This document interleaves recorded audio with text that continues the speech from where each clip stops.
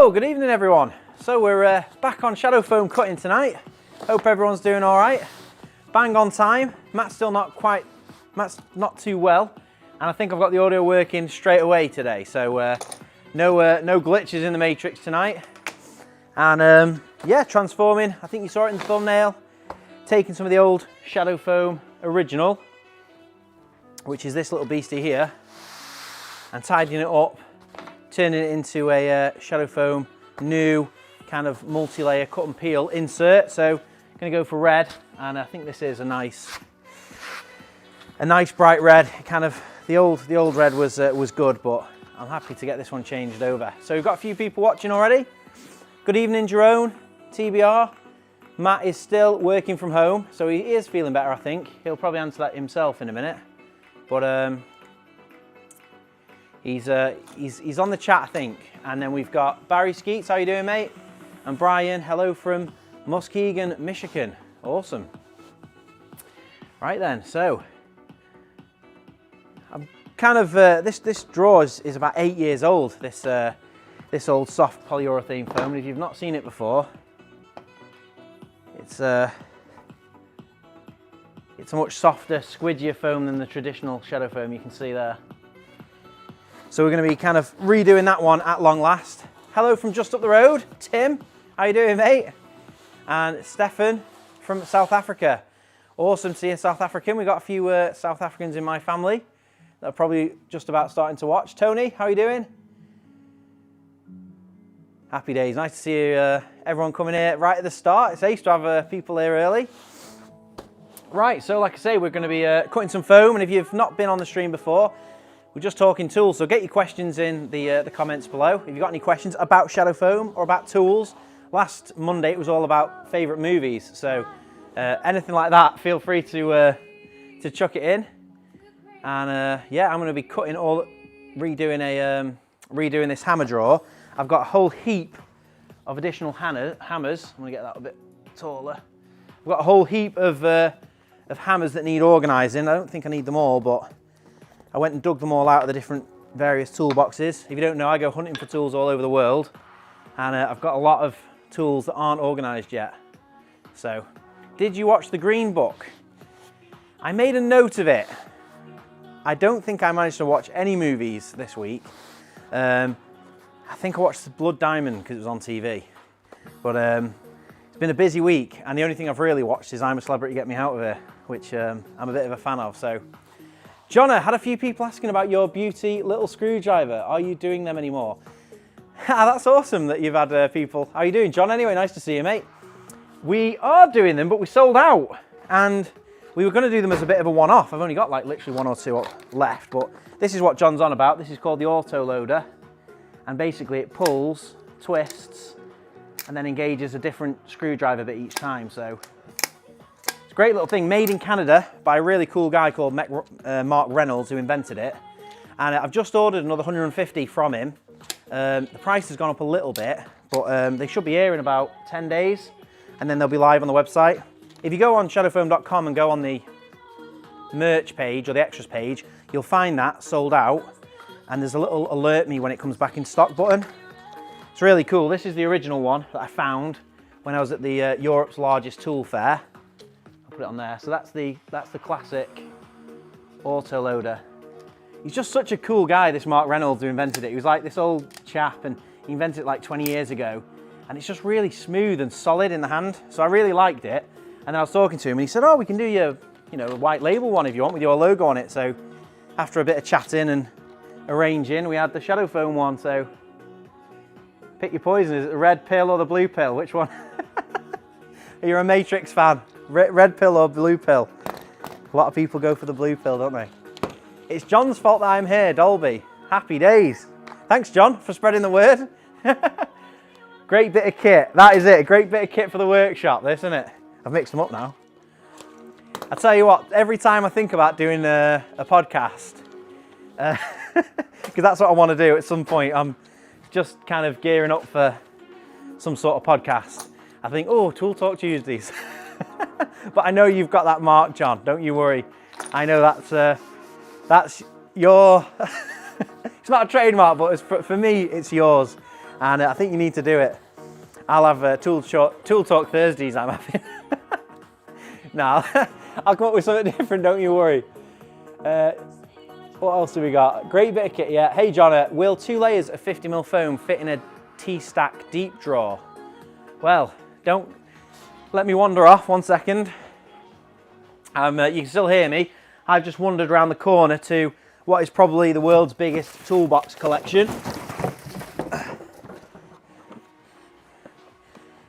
I have a T-stack DeWalt deep drawer here, and it is just under 100mm, so 250mm is going to be a little bit tight. I'd say you'd have to have 230s or 150 and a 30 maximum really. I'll turn this music down a touch. I like house chill music, but I'm just putting on a playlist so I don't have to think about it, and it gets a bit rowdy sometimes. So yeah, how's that for answering the the T-stack drawer question? Any questions about toolboxes? I've probably got the toolbox around the corner. Did you see the awesome deals on at Halfords? Couldn't resist the advanced cab. To be honest, I haven't really looked. I've been so busy over the last week or two that I've not been able to look too much at Black Friday deals other than Amazon's, because I could just peruse those. And we've been doing a video on Amazon tools. So I've not seen Halfords. I saw some stuff about their Halfords advent calendar, because I was considering kind of getting a few advent calendars and opening them up and seeing what they were, but on review, they all looked very, very similar. And I didn't want a million 1/4-inch bit kits. So I ended up parking that idea. Matt's in the chat, so he is feeling better. That's good. I'm glad you're feeling better, Matt. Back on your feet, hoping to have you back in tomorrow, aren't we, Matt? But play it by ear. Yeah, so Star Wars or Star Trek? Out of the two, it's Star Wars. I've never watched a single episode of Star Trek, although I've had friends who've watched every episode of Star Trek, so I do know that you kind of, maybe if you get into it, you love it. That's why I've never watched one episode, because can't risk it. I'm not really into sci-fi, to be honest. I don't really watch much. I don't think I've watched all 6 Star Wars movies. I've watched a few of them though, definitely. The advent calendar looked a little bit gash. It's tricky with advent calendars. I think they can be tempting, some of the like top level brand ones, but essentially they're very, is it that? No, yeah, the AI is turned on now. Star Trek films, I think if you're going to start watching Star Trek, you've got to seriously commit a lot of time and not watch anything else. That's what I've heard, there's so much of it. Right, so this is my old layout here. I'm going to get straight into organising my hammers, to be fair. So I'll get my cutting glove on. And we've got darts going, if you've not been here before, when I get a bit fed up of cutting the foam. Not that I do, to be honest. Usually I just fancy a change.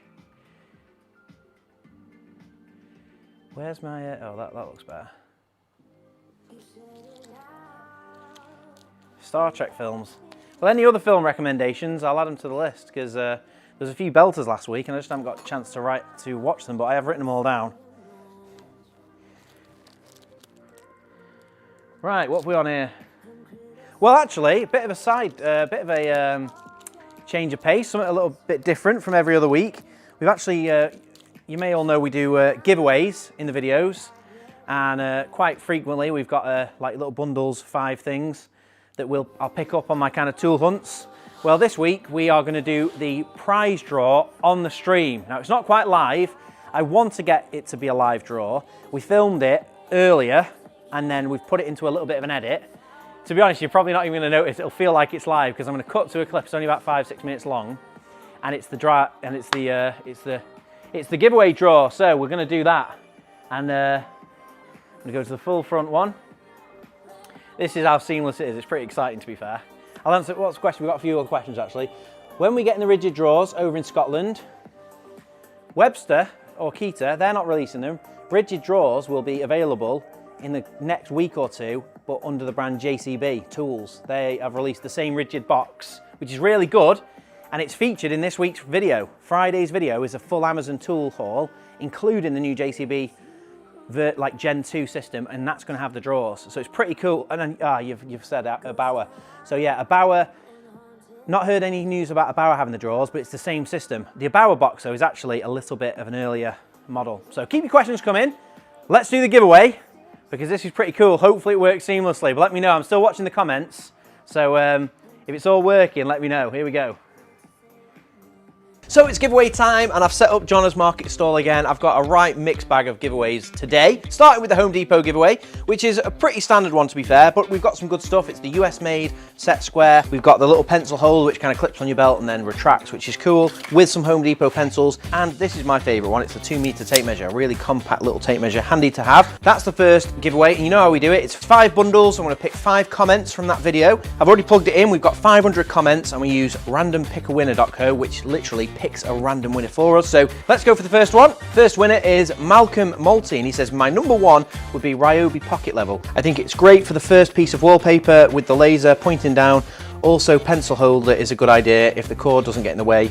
Would have to try one. Well, now you can, Malcolm, because we're going to be sending one over to you with all the other little bits as well. And to be fair, the Ryobi Pocket Level is an absolute banger. If you don't know what that is, go and watch the video, because basically I brought a load of interesting tools back from Home Depot, things that we don't get over here, and the Ryobi Pocket Level is an absolute miss. I don't understand why that isn't available for sale over here, because it's such a simple concept. It's basically a little pocket level with pins in it, so it literally, you push the pins into the wall and then it fires a laser down the wall, and I think wallpapering would be a great application for it. So congratulations, Malcolm, you're the first winner.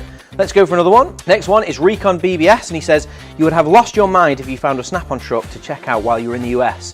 It's worth the experience if you don't even buy anything, lol. My dealer is a great guy who I love to support when I'm financially able to. Their ratchets and many of their other Talon grip pliers are hard to beat quality-wise. Their snap ring pliers are also a must-have if you use them a ton and occasionally break them. Warranty process is easy as it gets. One text message and I'll have a new pair within a few days. A lot of people love Snap-on. It's kind of like you love it, you hate it. I'm not a huge fan of the cost of it all, but I do appreciate the quality. We do have Snap-on vans going around in the UK, but maybe they're different to the US ones. Maybe the US ones are bigger. So next time I'm over there, I will keep my eyes peeled for a Snap-on van, and if I see one, I'll try and flag it down and have a look. So thanks for that, Recon, and congrats on your prize. We'll send that over to you wherever you are in the world. We reach out to all the winners, get your address, and we'll ship out the little bundle. Third winner is Dan Walker, and he says, what a strange multi-tool.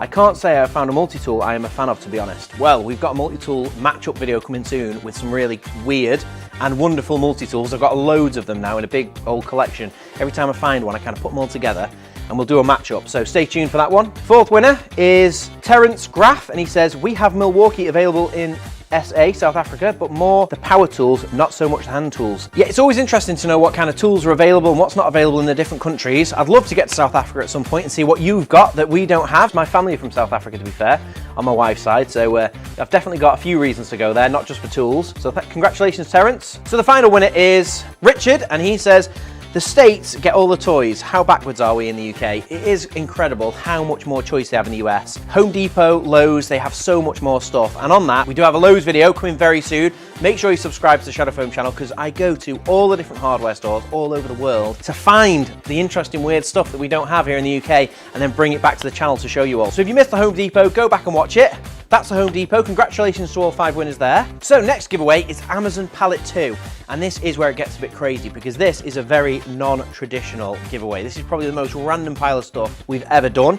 And that's because the Amazon pallets are random. Go and watch the video here, I'll put a link. Basically, we buy Amazon pallets from a warehouse of returns, and we don't know what's on the pallet. It's always random, and we're hunting for tools. But as you can see here, we didn't find many tools. We found loads of other random stuff, but we love a giveaway, so I bundled together 5, let me tell you. We've got 5 smoking jacket dressing gowns like Troy Hawk. Good evening, madam. I've got 4 garage lights, which you basically push and it turns a light on, so there's batteries. There's only 4, so I had to put this other little LED lamp with that, so that's 5 lights. 5 heated gloves, 5 diamond art kits, so it's like paint by number, but with diamonds, and then 5 hair curlers. So, like I said, the most random giveaway we've done. But we had loads of entries, so I do think people wanted this little pile of stuff. So we've had 844 valid entries for this giveaway, which is pretty mental to think that 844 people are interested in this random collection of stuff. But it's horses for courses. I'm sure some people watching this thinking I'd love the diamond art or I'd love the smoker's jacket. So it's all a bit of good fun as well. So let's get into picking the winners, and I'll go for the first one. First one is Catherine Smith, and she says, OMG, you must be tired. I'm knackered just watching. It was a bit of a mission to go through 2 full Amazon pallets. A lot of boxes to open and quite a lot of disappointments. There was quite a lot of boxes that looked good and then there was nothing in them. So it's kind of it's kind of a mixture of emotions doing a pallet. So congratulations, Catherine. We'll go for the second one. Mike McMikeface, what a name. Mike McMikeface, and he says, pretty sure anything of value taken before offered for sale. Everything opened, so yes, just low value stuff. Best comment, nice to see a tool. Well, there were a couple of tools on that pallet, not very much to be fair. The first Amazon pallet we did, which we'll put up here, that was all power banks. There was some real good stuff on there. There was like 6.5 grand's worth of stuff on what was a 300, 400 pound pallet. This one, the second pallet, we got 2 pallets, and there was definitely there was a lot more value on there than what we paid, but I wouldn't say it was as good as the first one, let's say that. But we do have a third pallet coming very soon. And the third pallet video, I feel, is gonna be the biggest and the best yet, so stay tuned for that. Let's go for the third winner, Morris Carstairs, and he says, enjoyed that, thanks. Looking forward to a direct Amazon pallet. Yes, the third one is a little bit more direct. It's come straight from the fulfillment centre to the Stockport pallet warehouse and straight to us. And I got it the day the wagon arrived. So it's pretty fresh, the third one. I've not even opened yet, but it's arrived. So we're at the cusp of opening that pallet and I'm pretty excited. Fourth winner, we've got Petunia, and she says, song was Hysteria by Def Leppard. Yes, well spotted. One of my favourite songs. I love Def Leppard. And we basically found a soundbar and I tested it in the video and that was the song that I played. Fifth winner is Kevin Nutley, and he says, great video again. Those nebulizers from the last pallet you could donate to an old people's home as they have staff that are qualified. Well, we've actually sent loads of those out already. We had quite a few comments asking for them. We just shipped out a few little bundles to people. We're always looking for a nice place to send them, someone who can use them properly, and none of the stuff that's come on any of the pallets has been sold. It's all been given away, gifted, or donated. Congratulations to all the winners. We'll reach out to you all, get your address, and ship this little bundle off to you. No matter where you are in the world, nobody misses out. And if you've missed out on this giveaway, don't worry, we've got loads of giveaways still active on the channel right now. You can go back through our videos and basically just watch them. I do giveaways in most of our videos. I'll find something that's pretty cool and we'll do 5 little bundles. And all you've got to do is subscribe to the channel, drop a comment, and you'll be involved. So don't miss out, go back and watch our videos. But that's it for the giveaway. Congratulations to all the winners. Thanks very much for watching, and we'll see you next time.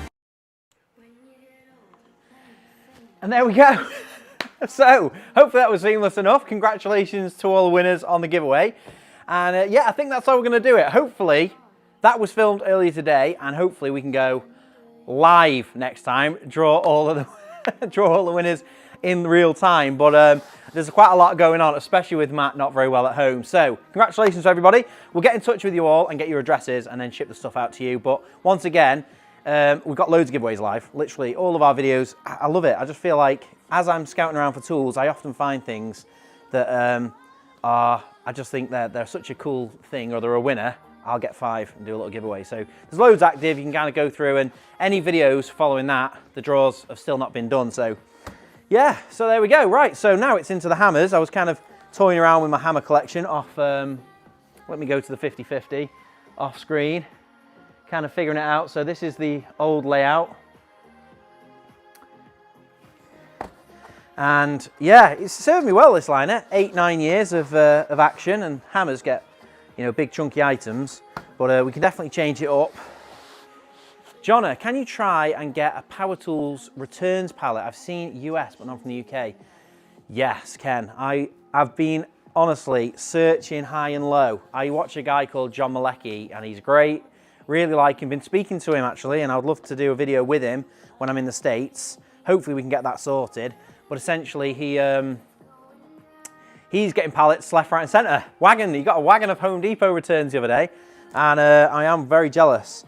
Now, inside scoop, seeing as you're on the stream, Ken, after searching high and low, I did get a B&Q returns pallet, or what was sold as a B&Q returns pallet, and we have opened that and filmed that video as well. It's just a bit of a monster edit because the pallet was so dense with stuff. It was honestly, it was a big undertaking just getting it opened and filmed and stuff, because it didn't turn out to be a returns pallet, but it was a huge amount of stuff. So yeah, I'm still on the hunt for maybe a tool station pallet, or I've watched John, love his channel. Yeah, so do I. They have, I mean, Home Depot and Lowe's are just on a different level. They're just you know, so far above what B&Q is in terms of the range of power tools, the range of tools, that, you know, a Home Depot pallet is like nothing you would ever find in the UK anyway. Maybe there's power tool returns from like the power tool companies themselves, but I basically just keep my ear to the ground. Hopefully something pops up, and if it does, I will be sure to buy it. And I think it'd just make a great video. I'd really be keen to get that video done, but we have got another Amazon video, as I mentioned in the giveaway. We've got another Amazon video coming, and I'm a big fan of John Malecki. It would be great to see you organise his tools. Yeah, well, that's the conversation that I've had with him about, you know, sorting out. He said he's got loads of tools, loads of toolboxes, loads of organisation needed. He'd be well up for doing something. He doesn't know what. He said the new year. I'm over there and basically just said, look, do you want to do a UK versus USA tool find, tool hunt, or toolkit put together? So that was my pitch, to make it just dead easy, really. Because you never know, you know, some people, when someone's ready to get everything organised, let's say they're having a big organisation project, that can time nicely for us, then we can just slot in really well. So like with Colin Furs, it was years before he was at a point where he's like, right, I'm ready to organise, and then we were there with bells on. John is brilliant, love his channel as much as this one. A collab would be great. Let John know. That would help. Let John Malecki, if you watch John's channel, next time you're on there, drop him a comment and say you should do a UK versus US. Because, yeah, our chat has been quite brief on Instagram. He followed us, or I think I just put a reaction on one of his stories, because I watch, you know, I watch a lot of YouTube, I watch a lot of channels and tend to kind of interact with the channels I follow. So I just kind of like hearted one of his videos, or said like, great work, and then he came back and said, love your Colin Furs project, love the foam, we're thinking about doing something. And I was like, here you go, what do you want to do? And then since then we've just had a few messages back and forth about ideas, but nothing nailed down. So yeah, hopefully we can nail something down, because ideas are great, but sometimes you've got to kind of time your moment and put, you know, we'll see. But he's not far from, we're setting up in the US, and he's about, I'd say he's about 3 hours drive from where we're setting up. So the last conversation was, when I'm in the States next, which is hopefully not too soon, not too long away, I'll try and swing by. And I think it's a lot easier to hash these things out in person. I'm an old schooler really like that. I prefer to have a conversation in person and nail down the details rather than trying to, you know, WhatsApp it or Instagram it. So I'm getting a bit of a layout going here. I'm going to switch these over, because this is now just going to be a hammer draw. Brilliant, thanks very much, John. That would be awesome, because I just feel like if he hears it from a couple of other people on his comments, he might you know, push the idea up the queue. Do you watch Leo channel, Handicraft? I do. And I'm not a regular of Handicraft, but I've seen a few of the videos and I know the channel. What state, Jona? Delaware is where we're setting up.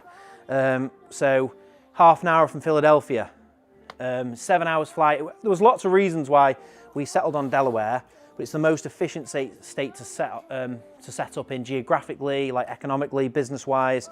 It's one of the most like logical states for businesses as well, and it's close to a port. There's two major ports, Philadelphia and Baltimore. So yeah, Delaware's where we're setting up, and then that's half an hour from Philadelphia. It's only about 2.5 hours from New York, an hour from Washington, and then it's Pennsylvania is just above, and that's where John Malecki is, somewhere like top left of Pennsylvania. So it's hard to get your head around the distances. I was looking at a machine manufacturer this week, and I was looking at the map, and it was like, there's where we're setting up, and there's where the manufacturer is. I was like, oh, you know, what a drop of luck. The machine manufacturer we're looking at is in this, you know, within an inch on the map. And then I put in the directions, it was like 5.5 hours. I was like, you can get to the flipping south coast of England from here in less time than that.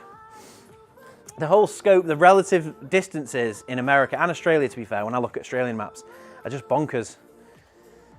So yeah, but it's Delaware's efficient to get to. I'm literally going out there. We're in like mid stages of setting up in America. We've kind of done a lot of the hard bit, I'd say, which is all of the business plan and scope and technical side.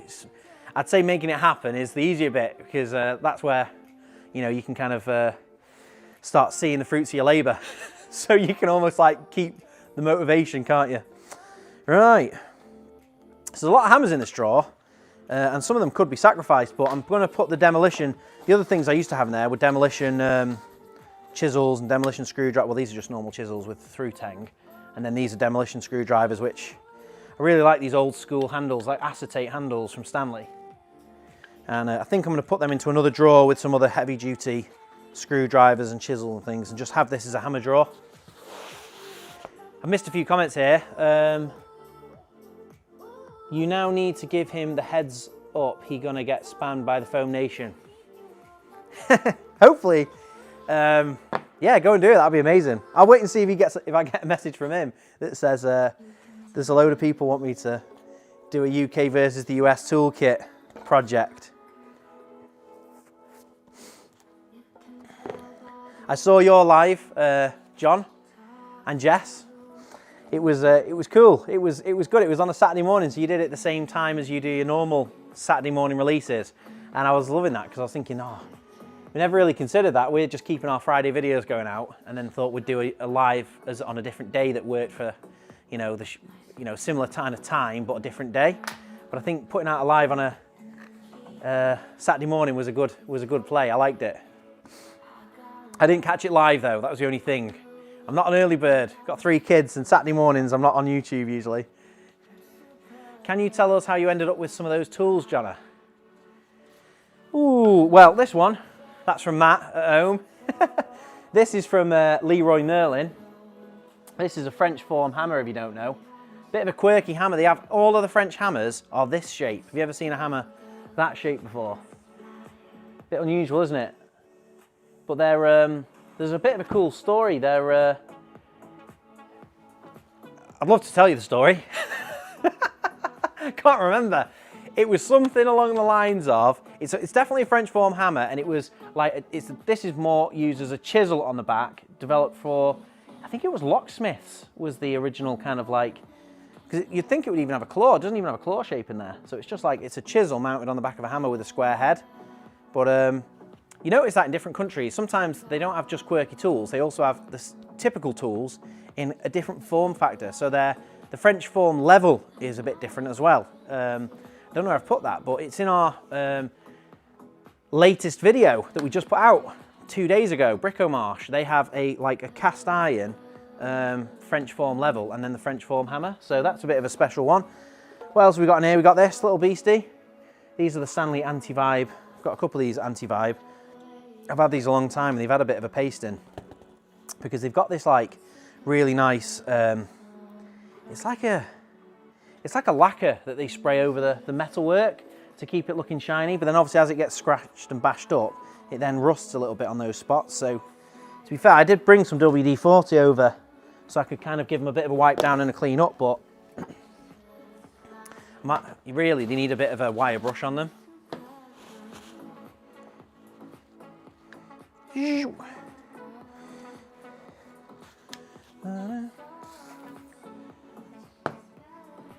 And then these are a classic in England.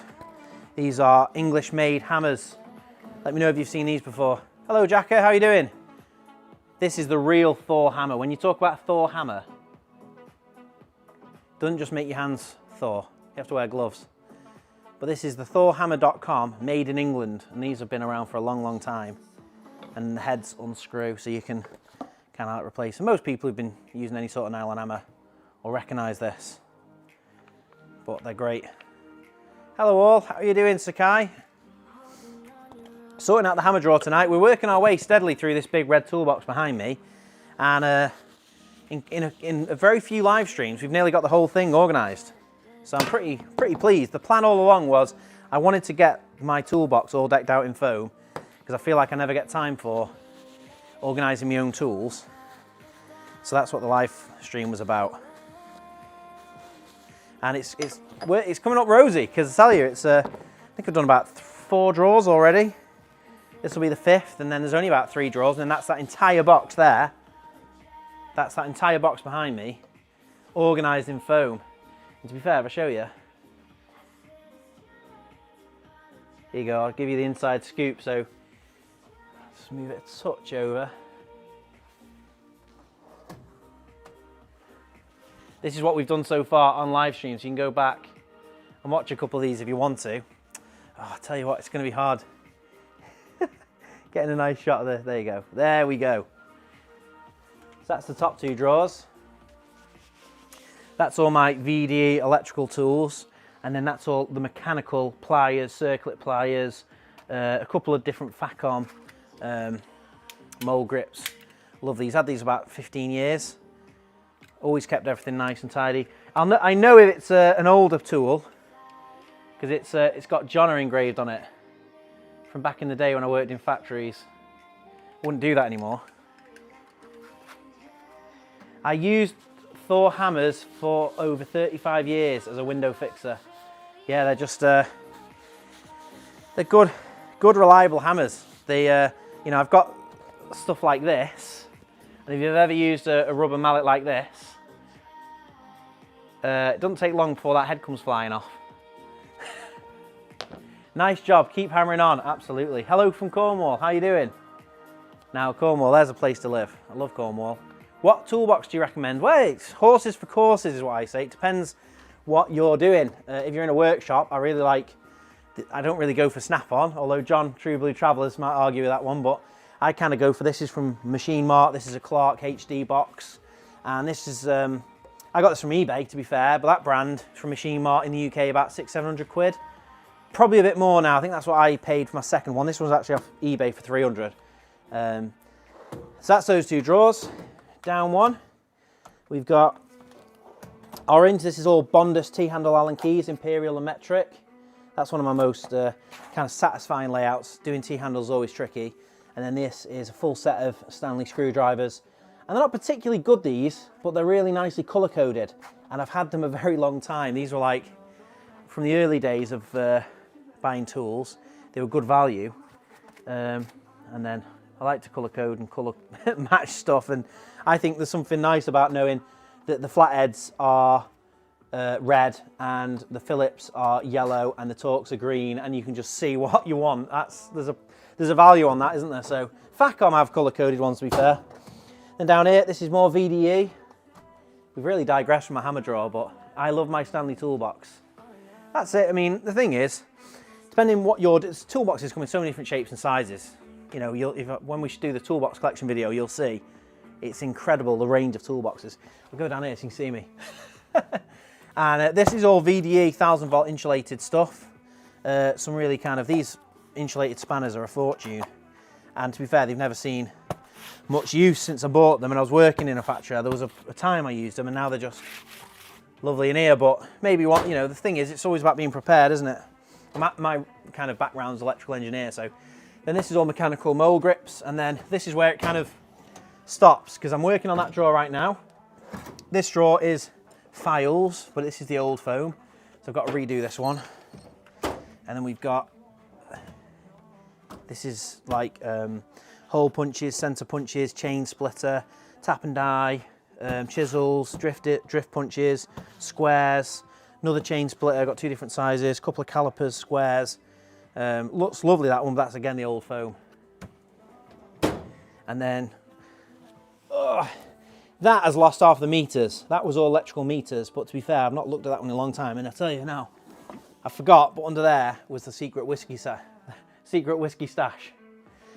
So that was a video that did really well. That went on Lad Bible, that video. And then in there is probably the biggest spanner. If John's still on, do you have a spanner that big? What do you reckon to that one? I've never used that in all the years I've had it. This thing here, I can't remember, it's 500mm backhoe adjustable. I think it's the best part of 300 quid. And I swapped this for a set of nut spinners. I was on a site, and this guy, I can't remember, he was a contractor. But anyway, he'd ordered a spanner from the catalogue, not knowing what size it was. He'd ordered the wrong size, and then this turned up. And then he couldn't return it. And then I think I got nut spinners or whatever happened anyway. He was like, would you swap?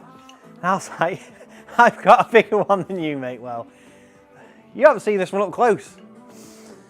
That's a bit of a beauty, that, but I don't, unless you're working on cranes, when are you using that? What my camera on? I'm on this one. Nearly seen yours. Dancing around in your videos. Definitely not getting any of that on Shadow Foam channel, John. It's not tool talk without two blocks comparing spanner sizes. That's it. Yeah, beauty that though. It went in the foam and it never, it went in that drawer there and it's never moved since. So maybe I'll have to retire that one, but the big pair of stillies in there is useful. You can always, very useful to have a good big set of stillies. The spanners look satisfying. Got a few spanners that size at work. The mechanical guys just have them to compensate, I think. That's it, big old Spaniard. The thing is, it depends on what you're doing, isn't it? You know, literally with cranes and heavy duty equipment, you do need much bigger gear. I just don't know if you're dealing with massive big nuts, are you going to use an adjustable spanner? Is that going to be the go-to, an adjustable spanner? Usually you'd want a specific size, wouldn't you? There can't be that many sizes that are massive, but I don't know. Anyway, it's in the toolbox. It's better to be prepared. Better to have it and not need it than need it and not have it. Right, back to me. So I'm not putting the, what camera am I on? I always forget. I've got buttons here to switch the camera angles. I'm not going to include that, to be fair. I don't really, oh no, mind you. This is a Silverline one. Maybe I'll put that one in. When I get my garage all done, I know I want to get a lot of Shadow Foam. Absolutely. Get some on the walls. I think this is the trick. Don't invest in a toolbox. Just build a panel and put your tools up on the wall, and then it's super, super visual. It's really kind of like, you spend so much on tools for them to be hidden in a drawer. Get them on the wall, it's like art. So I've just got to get a nice layout going, and then I can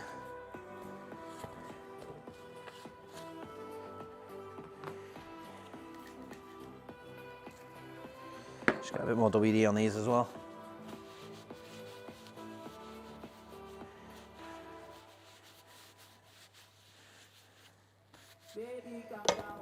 Come down.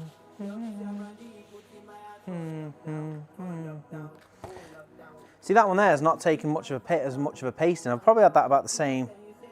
It's a Ripclaw hammer, and I've had it the same amount of time, but it's just not had as much abuse. It's still shining. Whereas the typical claw hammer, you can see as soon as you chip that lacquer, it starts kind of rusting and getting a bit knackered, and it's like a slow creep. It just happens over time, and then one day you notice. And I've been at that a few times with a wire brush on a drill, and you can never get it quite right again. Anyway, WD'd it up now, so let's do WD that one as well. WW.D 40. So a lot of these hammers have just been picked up as and when you know you're on a job and you decide sometimes you've just forgotten your hammer and you have to buy another one, so you just think, well, I won't buy the same one, I'll buy something different. That's how I ended up with these two, because basically they're the same thing, aren't they? Rip hammer and a claw hammer, both 20 ounce. And then that, I can't remember, it was just like a novelty one. I wanted an axe, and then this thing appeared, and I thought, well, you can't argue with hammer axe. It's even better, you know, even better than a normal axe. And then this is called a foo bar, if you wondered. This is a little beauty. I got this when I was renovating our first house, because it was basically gut the whole thing, and this just appealed to me. It's like that fits a 3B2, and you can put like a 3B2 in it and then bend things off, and it's just really, really handy. And obviously it's a hammer and it's a crowbar, so pretty cool tool. So there's all the Stanley stuff's going to go in here for absolutely. And then, you know, 2 sizes of ball pine hammer. That's what they are. And then a couple of Thor hammers, so yeah. So as long as I fit all the Stanley ones in, I think we're on to a winner. So has everyone had a good week? Any football fans in the chat? Any City fans? Because you've had a bit of a stinking week.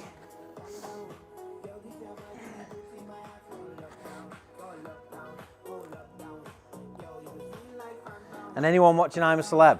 That's the other thing that's been a factor in my week so far. Hi, love all your tools. Keep up the good work. Love your work. Oh, amazing. Thanks very much, the Benny lady. An ever-growing tool collection. Obviously, I'm always on the hunt for weird stuff, so it's always growing. Phil's in. Evening, mate. Would still like to see an original Carpenter's toolkit in shadow foam. Yeah, we've not done a Carpenter's toolkit, but we've definitely done elements and videos that have got Carpenter's tools in. In fact, we're not far off right now with the chisel drawer and the wooden hammer to go with it. We've done some, we did a nice little set of some faithful kind of like, it's a woodworker's plane and a mitre and a sliding mitre and a few other woodworker's tools. That was in a drawer as well. So that was quite a cool project. Not done anything recently though, but we've got half a video filmed of a full Magnuson toolkit. We just haven't settled on the connecting tissue, we call it. So we bought the toolkit, but we want to kind of like, it's missing something. We filmed the video with something else in mind, and then we've just got half of it. Liverpool, keep rolling on. Sorry, Jono. YNWA. Don't know what that stands for. I think I do know, but I can't off the top of my head. Don't know. Yeah. Yeah. Well, Liverpool keep rolling, and Arsenal. Well, hopefully City are going to give everyone else a chance now. Yeah, there you go. Matt's in the chat with the link. Yes, you like the look of the world, Sir Kai? The look of the wall. I think they're a nice. They're quite a budget way of doing it as well, because one sheet of shadow foam that size is £24.99 for a medium sheet, and I build the panels myself. And screw poking out one, I just noticed.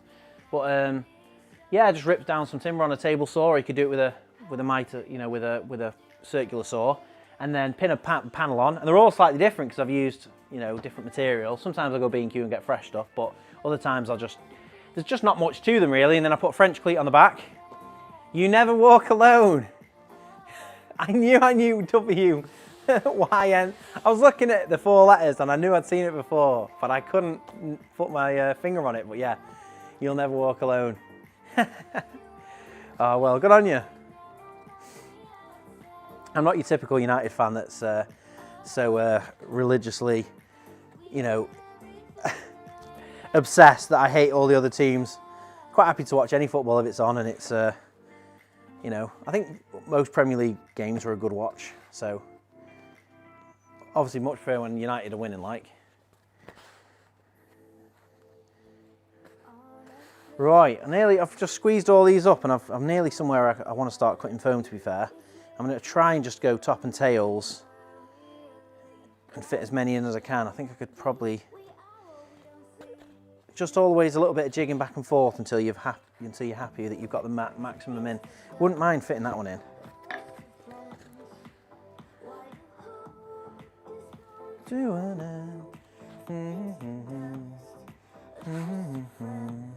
Anyone seen Gladiator 2? That's another question. That's another topic for the week, because Gladiator is one of my favourite movies. We were talking about movies last week, and they've released Gladiator 2, which just seems like really crazy, exciting. It's one of those movies you never think is going to have a sequel. It's like if they released Braveheart 2.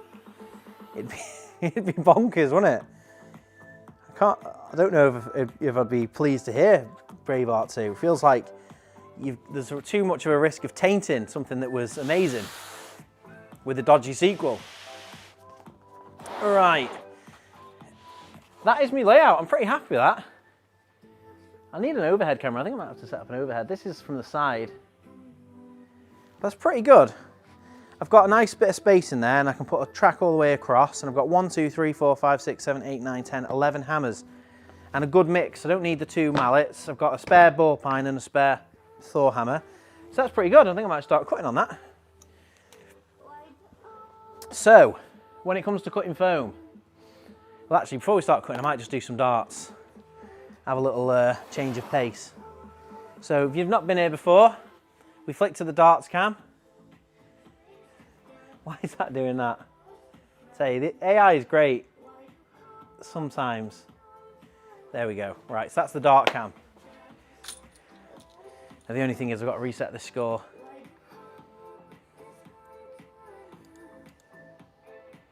leave game, abort game, rematch.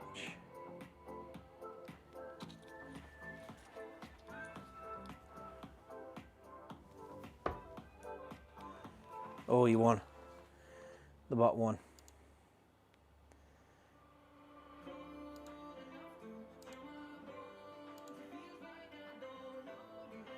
Want the scores? Yeah, and we want it in dark mode.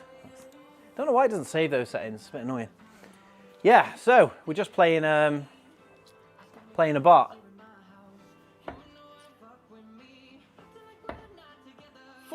40. Love seeing the dart fails. Oh, charming. No, not one. The movie is good. No, not me. No, I've not seen it yet either. Hello from Boston. How are you doing, Patrick? Removing dots. Something's going on with this, but maybe it will be all right now. 22.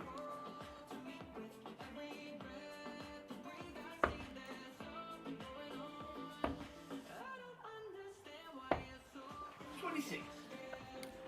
Try and get a better spread of darts. That's the game. That's the goal. To just get them all closer to that triple 20. That's what I'm trying to achieve.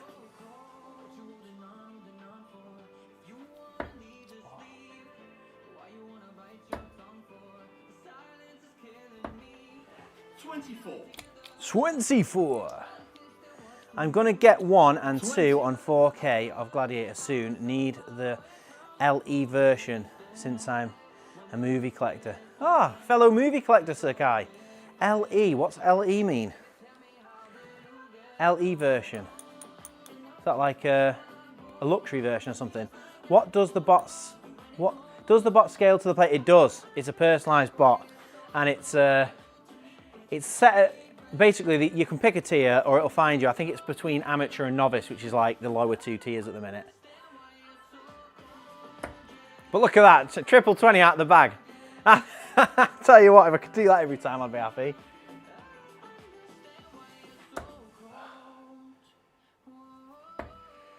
$81. 81. Limited edition, right? Yeah. 12.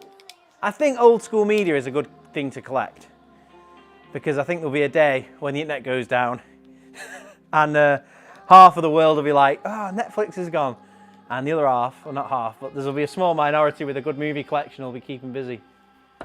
Oh, triple 20 again. John, done my latest Shadow Foam project. Starlink Mini in the foam. Sits on the dash in the Sprinter. Works a treat, mate. Happy days. Cool.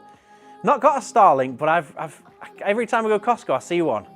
And I don't travel around, so I don't really need one, but I'm kind of, I think they're amazing. It's mad how you can get, what, like 200 quid for a Starlink, and you literally, it's like basically a sat phone, isn't it? And wherever you go, you're connected to the internet at really high speed as well. 98, I'm getting better. That's awesome. So that'll pop up in a video, will it? John, I've not seen it yet, but send us pics, yes. Pics all didn't happen. Good shout, Matt. He's on form, Matt, at home, even though he's not very well.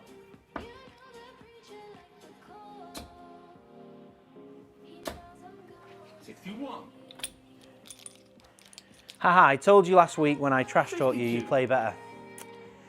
That's 2 triple 20s. I did a project, my first, for a tool set in the back of my 1983 estate car. It's very handy indeed. Yeah, there's quite a lot of, I think a tool kit in the back of your car is essential for anyone who's got a bit of, you know, a bit of a handy background. Anyone who has tools should have a toolkit in the car. I think it's essential. You solve a lot more problems with a basic toolkit in your car. And not just like, you know, a monkey wrench and, you know, your locking nuts and a jack just to change your spare tyre, but just a general toolkit. Yes, Sakai says he's been a movie collector since 90 to 91. You'll have to see if you can compete with Matty's collection. So Matt, who is our video manager, has a Blu-ray collection, which apparently, I've never seen it, but fills a spare bedroom at his mum and dad's house. Or half of the room, because I think the other half is full of another collection of something, but I'll let Matt tell you about that. But the Blu-rays do take up a good amount of space, I think. Been on, mate, but I'll stick a story on Instagram, Matty boy. Happy days. I've already sent pics. Brilliant. It's handy to use and not just for emergencies. That's it. I'm just making sure I've... Yeah, that's it. You know, just knowing you've got a toolkit in the car. It's just, you know, it's...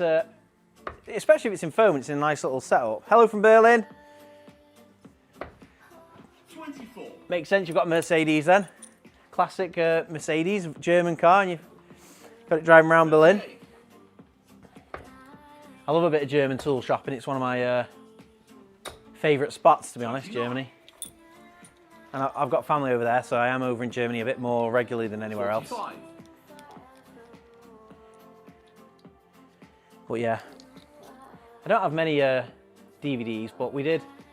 Oh, flipping heck.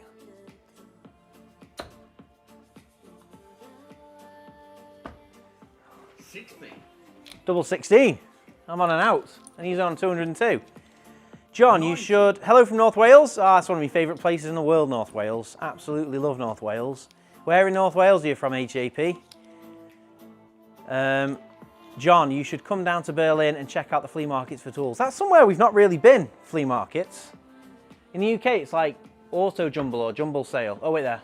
Forgot what I was doing. Double 16. Oh, now I've knackered it. Now it's double 15.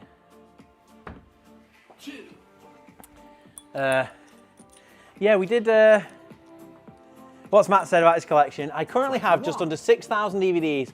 I'm gradually converting over to Blu-ray and 4K UHD. I've done just over 2,200 so far. Flipping heck, Matt. That is mental. 2,200 Blu-rays. I'm a Londoner, but have been here since Brexit. Right, okay. So you couldn't bear to be Brexited, so you went to Berlin. So you're not a Londoner, you're a Cockney then, are you? Yeah, I feel like I was on a... Oh, what comment was I talking about before I... Prestatyn. Well, I'll bring it back to that. Prestatyn. Quite happy with, quite like Prestatyn. Don't go there directly, but go through it and past it quite often. You've got a Mackey's on the A55 that is just the right distance on the way to, like, if you go into Port Maddock, you're quite happy to stop at the Prestatyn McDonald's on the A55.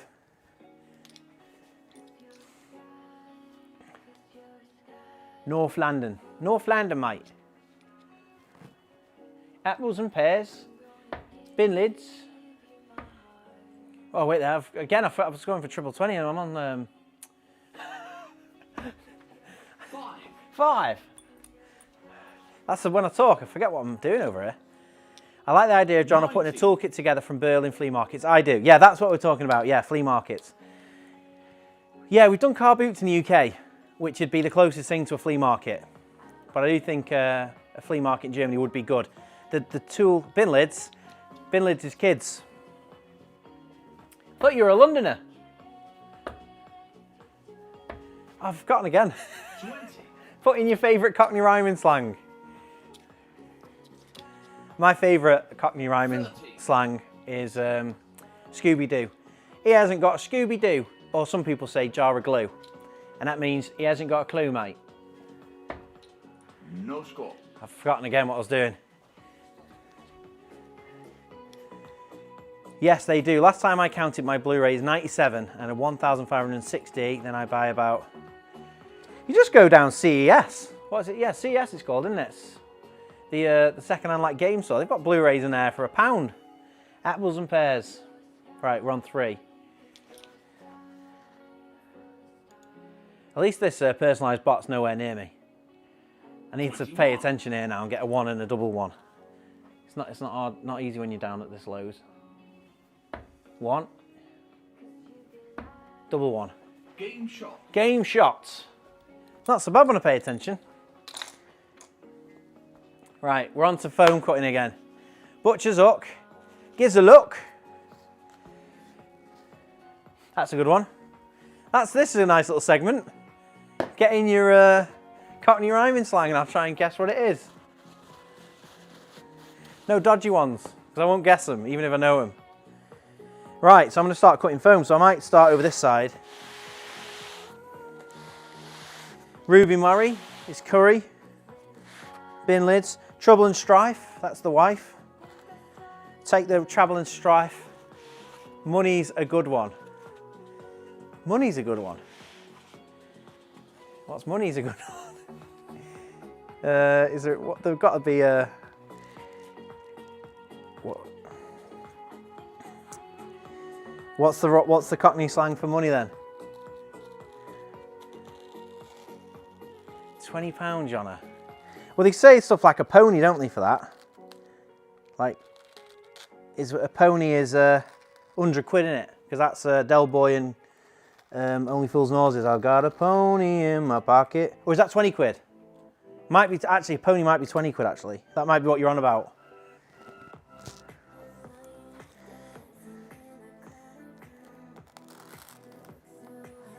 Wow, that's a lot of hammers. Score. Right, there you go. £20 a score. Maybe a pony is 100 quid then. Could be 50 quid. I'm not actually sure.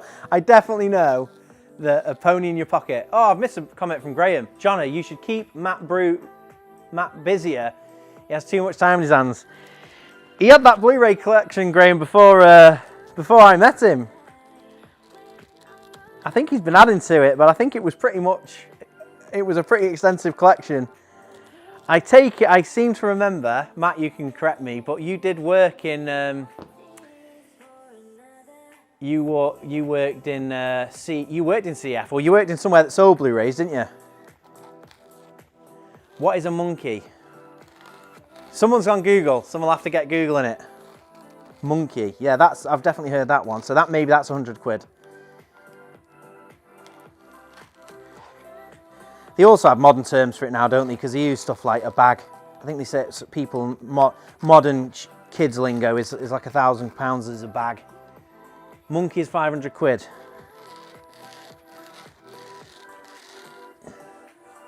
Bees and honey, money. That's a good one. It's mad, isn't it, that just became a thing down in became a thing down in London. Someone sat in a pub making all the rhymes up. Haha, I don't know rhyme and slang, but Yorkshire's, she was a fair bottom lass, has to be my favourite. Yorkshire's, oh right. Fair bottom lass.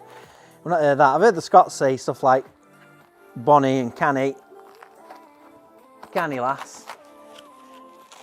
Ayrton Senna. Tenner.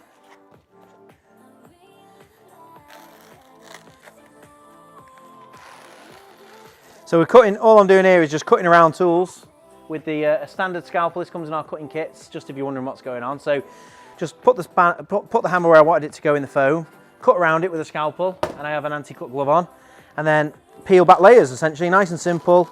Just a nice easy way to organise your tools, and as soon as something is missing, you'll look at that slot and go, ah, I'm missing a hammer. So, Ayrton Senna, I got it right, good. Ogden Nash.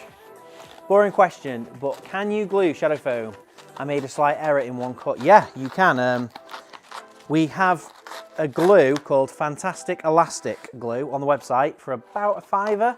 It also comes free in the Pro cutting kits, which you can upgrade to on the website, or you can get free with high spend orders. Or you can just source it from anywhere. It's called Fantastic Elastic, and it's I found it through trying loads of glues until one worked. And Fantastic Elastic is fantastic, and it is elastic. It's rubber glue, and it means that you can glue it, but it flexes and changes. In terms of, like, if you use super glue, you've probably seen it yourself. Maybe you glue plastic together and it goes white and discolours, and it goes harder as well. And a lot of glues do that to the foam, so you have to use a rubber glue or a rubber cement. And there's a few available, but the one that through our test works the best is Fantastic Elastic, or as we like to call it, Fantastic Elastic. That's the local term for it, the Fantastic Elastic. Could you demo it, please? Or is it super simple to use? Yeah, I could demo it. 1 second. I'm walking away from the camera because I'm going to go and get a tube of it. There actually might be a tube in my toolbox. I don't make many mistakes when it comes to foam cutting. Yes. There you go. That's it. Fantastic elastic. Flexible glue. So, I'll tell you what I'll do. I'll grab a bit of foam that isn't the one that I'm working on at the moment, and I'll do a little cut for you.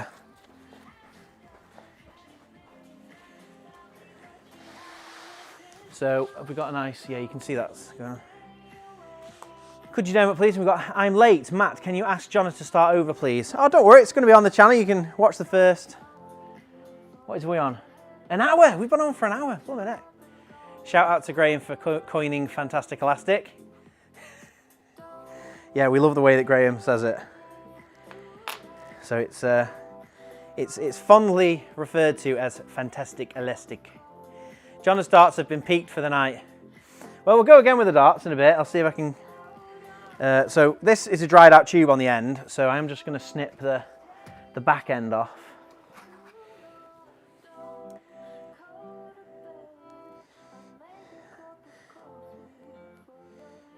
There you go. So let me cut something in. So let's just cut something simple in, and then I'll glue the foam back in. So I'm scouting around for all sorts of stuff here. Here we go. Right, I'll just cut in this tape measure. Anyone can guess where that came from? I'm sure some people might recognise this tape measure. We need to make the glue name into Cockney slang. Fantastic elastic, plastic. I won't carry on with rhymes for fantastic and elastic, actually.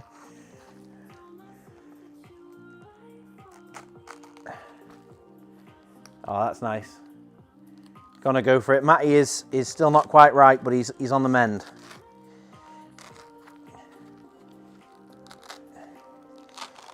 I feel like I've missed comments because there's a few. Mark Petch came in, said good evening everyone. I didn't see that. Just catching up on a few comments. I'm trying to scan back up. I've seen the word Dylan, so haha Matt, just seen that Dylan's car selling Jona's tools. Matt's Blu-rays in a car park near you soon. Dylan had a hard time getting older. Matt's getting older. What am I doing here? I've got a bit carried away there. I forgot what that was actually gluing this. Let me go again. I actually peeled out a couple of different layers. I actually just wanted one chunk to glue back in. So what I've done there is I've just cut around the tape measure like you would normally. And then let's say you pull it out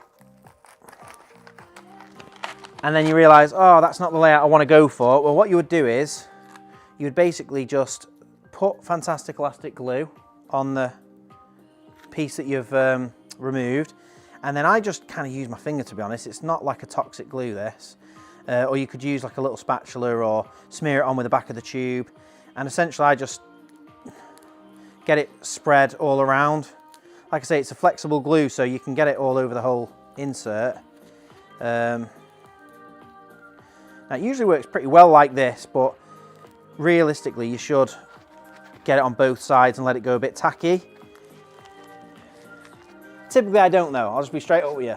Usually I'm a bit too busy and a little bit too much going on, so I'll just kind of smear it on both sides, make sure it's not too thick, and then just slot that back in the hole and just let that dry now, and then I can go back later and it'll be glued in. So that's basically the top and bottom of it. Those tubes of fantastic elastic glue come free in the they come included in the pro cutting kits, and you can, like I say, get them separately. So Monday nights have changed for me. Keep it up, Jona. Oh, I'm glad to hear that, Keith. Hope you're enjoying it. It's changed for me as well, to be honest. I didn't used to come and cut foam on a Monday night, but it's working for me. I'm getting a lot of foam cut that's been on the backlog or the back burner for a long time, and I always think, oh, I need to get, I don't like bringing anyone to the unit or anyone who ever comes here. They're like, oh, cool, cool toolbox. That's where it all started, did it? That's where all the tools. That's where you develop shadow foam from, this toolbox, and the whole thing's not organised. A lot of the drawers aren't done until the live stream, so we're solving that on the stream. Thanks for the demo. No worries, Vishal. Well, I'll leave it here drying, and then we'll have a look at it at the end. It might need a little bit longer than an hour, to be fair, because that's quite a big chunk of foam, and I've put a lot of glue on there. I might have overdone it a little bit, but I wasn't really paying attention. But essentially, you'd leave it until it's, you know, I think it says on the tube, like 2 hours drying time. It's sold for gluing soles back on shoes. So it's really, really sturdy stuff. It's not light duty glue, it's heavy duty glue. So you want to just make sure it's properly glued, and then you can basically just cut another tool in like it's back to new again. Haha, I'm glad you're on the train to hell with me, Jona, because my mind went there as well. Right. Not many things right for Fantastic Elastic. Question for Matty and Jona, what's the next goal for YouTube? You've done 100k subs, you've done a video with over 1 million views, what's next? Good question. Well, I'm sure Matt's probably got a different goal in mind. I know last time we spoke about it, I know Matt's goal was to get our new channel, which is Shadow Foam Plus, to 100k. Shadow Foam Plus is, Matty will probably put a link to it, but it's basically shorter form videos about like niche categories. So that basically toolbox reviews or toolbox news, toolbox matchups. We're actually rebranding that channel very, very soon to What Toolbox, and it's hopefully going to be a channel which is comprehensively covering toolboxes. So every single toolbox on the market, the good points, the bad points, what my favorite, all that kind of stuff. Because those videos used to be what the Shadow Foam channel was all about, but now the tool hunts and the tool stuff is taking over, and we don't want to clog up this channel with loads of toolbox reviews. So they're all over on Shadow Foam Plus, which is soon to become What Toolbox. So growing that would be good. I suppose my YouTube goals are very much at the side of Shadow Foam goals, because the goal is to grow Shadow Foam to America and to be a recognized brand globally, really, for tool control, tool organization across multiple markets. So we are pretty much the only brand for aviation and in the aerospace, certainly in the UK, but if we can do that in the rest of the world, that'd be good. Maybe have a business channel as well, just because, you know, my strength really is ideas and creating a business and solving business problems. So content around that I would love to make. You know, how we struggle, you know, some of the problems we've had with Amazon, some of the problems we've had with eBay, how we've kind of grown the website, tips that we have on SEO, which is like optimizing the website, and, you know, the technique, the approach we have to video. And I don't know, I suppose we've had, it's been a long 12 years from when I started out Shadow Foam, and yeah, so there's been a lot of problems faced along the way and a lot of problems solved, and I suppose a second channel or a channel about that would be exciting. And again, yeah, so as long as we can keep the channel going and keep content going out, I definitely want to do a podcast as well. I feel like we meet some amazing people, and I do some videos with, you know, you're a great example of that, John and Jess. It's so nice to meet you and do some content with you and just get to know you a bit. And I feel like we're in quite a nice, like, middle ground territory in our space. And I feel like anyone who visits, we could just sit down and have a chat for an hour, and it'd make a really interesting podcast. So not entirely nailed on that yet, but I do like chatting about tools and you know, background, and finding out about how people have done what they've done and their journey. So, and I watch and watch a lot of podcasts. To be fair, a lot of my goals always surround and ideas surround what I'm consuming as content, and I do watch a lot of businessy content and podcasts and stuff. So, and other creators. So, Shadow Foam in space, ISS and Starship to the Moon and Mars. Shadow Foam could have gone into space. We have that many orders. Some days we have like 400 orders, and when I look at because obviously it's e-commerce, so it's not as if, I think maybe 250 orders went out today, and I couldn't tell you who they went to. But when sometimes I stop and have a look, and I can tell you that we've supplied foam to every F1 team, and some of them have had some big orders. Pretty much every airline. don't know, sometimes when I scroll through, I mean, this was on, I think on Friday, I was looking through the website for something, and we had a big order to Rolls-Royce Aerospace, the engine builders, and then a big order to Gulfstream, which is the private jet company. That's a pretty exciting one, because I don't tend to look at the thing, so I seem to remember something about SpaceX ordering, but it wasn't in recent months. So it could have gone to space, I don't know. I keep hoping I'm going to see it pop up in a movie one day. I know you have been to Obi and Bauhaus in Germany, planning a trip to Thun and Hornbach. We've been to Thun. We went to Thun and I've been to Hornbach, but they're not in dedicated videos. Obi was a dedicated video with a thumbnail, so was Bauhaus. Hornbach was in a video called The Weirdest German Tools, and I went to like 5, and Thun was in the Bauhaus video, I think. I think we did 2 videos, or maybe it was in the Obi. I really liked Thun, and I liked Hornbach, was fantastic, to be fair. Hornbach was one of the earlier ones I went to. Added the +1 too, happy days, Sir Kai, thanks for that. How well can shadow foam handle heat? I have a soldering iron in a small case that can be a bit hot when I clean up. I think the melting point's something like 65 degrees. Basically avoid putting super hot things on it. Like we have an adapted soldering iron as one of our tools on the extras page to melt and get a smooth bottom. It's called the hot foam smoother. So you put a soldering iron on it and it will melt it. But if you let it cool down so it's warm to the touch, it'll be fine.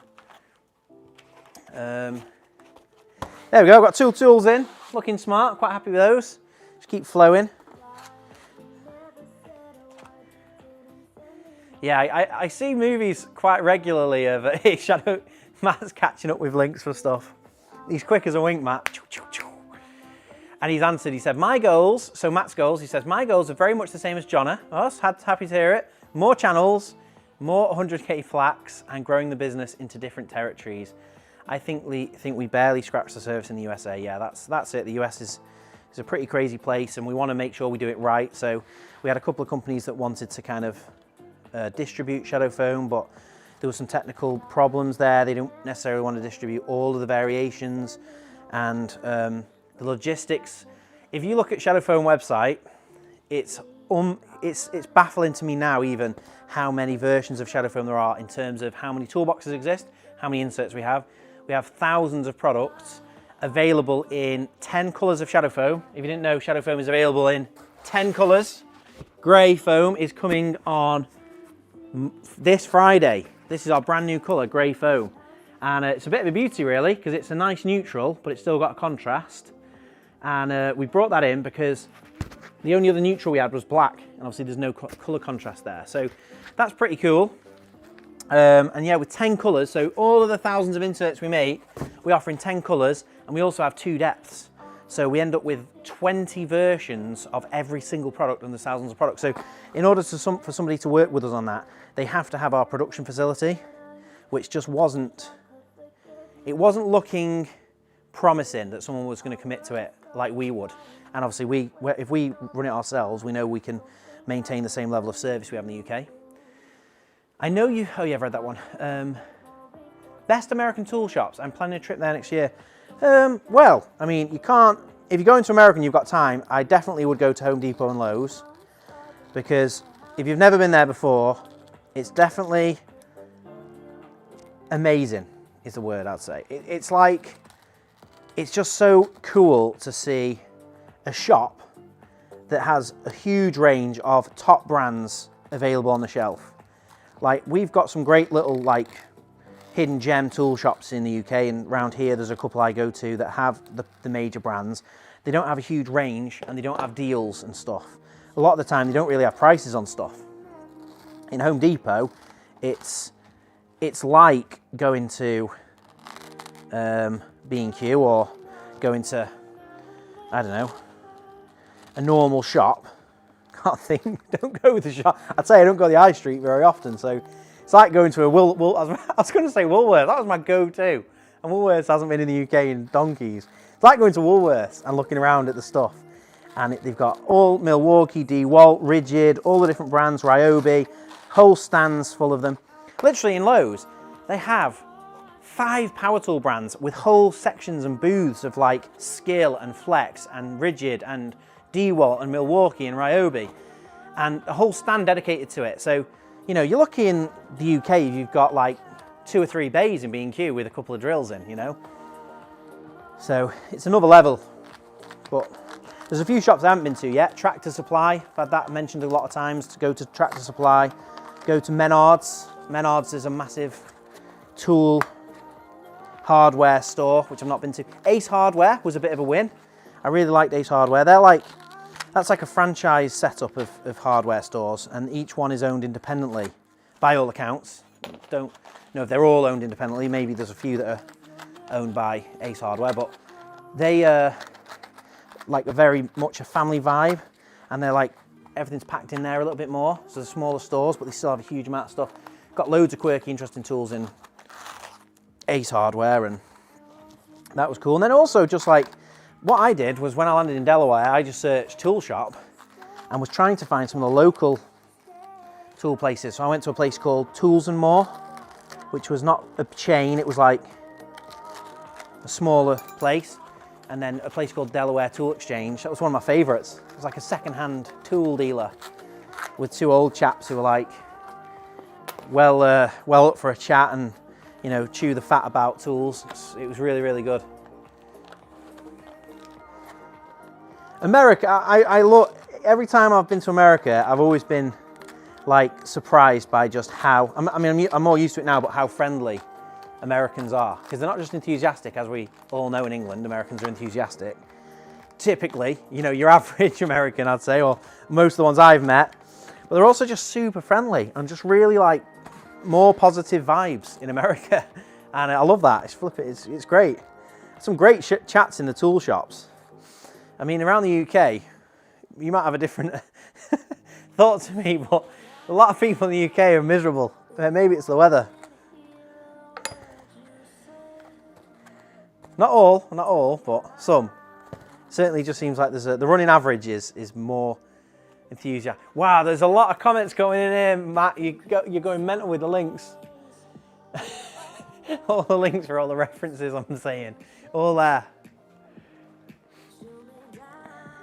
Has any Americans on, or any, if you're not from the UK, well, even if from the UK, to be fair, is there anywhere that you'd say is a favourite haunt for somewhere you go and there's always something interesting to look at, so interesting tools there that you've not seen before? Or, I mean, Aldi middle aisle is pretty a good example, isn't it? Every time you go Aldi, there's always something in the middle aisle worth a bit of a mooch at.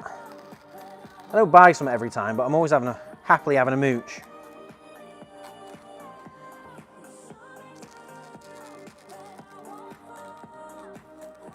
I have a drawer in my tool chest with 13 different work knives.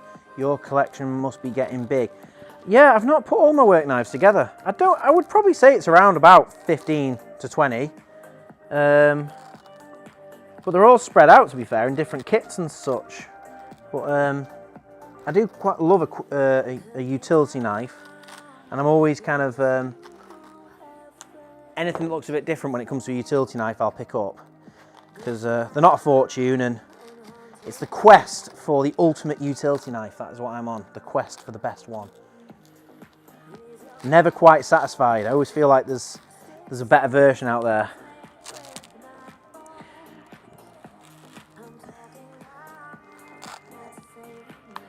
But we're on 4 hammers now, so we're not looking bad. 4 hammers. Canadian Tire in Canada, it's quite a variety. Yeah, actually, that was another one that I think I've heard before, Canadian Tire. They're the ones that I wouldn't, unless someone had recommended it, I wouldn't know. Because it's not like, it just doesn't scream tools, does it, Canadian Tire? I'd probably see that on Google and just go, that's a tyre shop. You know, not going to go to Canadian Tire. You know, in the UK, that's like Quick Fit. Jona's top tips video is a must watch for anyone wanting to see the best bit, get the best out of shadow foam. That's a good top tip. The top tip is watch the top tips video. So that is a video, I'm sure Matt will put a link any minute. That is a video of all my kind of like little hints and tips and hacks of how to get the best out of cutting shadow foam, and it's kind of the non-obvious stuff, I'd say. Have you found anything better than the Milwaukee Fastback? Yeah, I've probably got quite a few knives that are better than the Milwaukee Fastback. I do like the Fastback. What have I got to hand that's better than the Fastback? I've got quite a few that are better than Fastback, to be fair. I've got one particular one I really like. Let me just grab it, because I know where it is. It's around the corner. Hopefully the camera's not gone nuts. It did try and follow me, to be fair. I'm still here, don't worry, I'm just around the corner looking in a box for a knife by Wirth.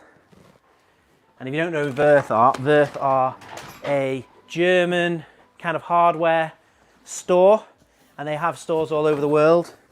And where is my Wirth knife? That is the question. It could be anywhere. Found it. Nope.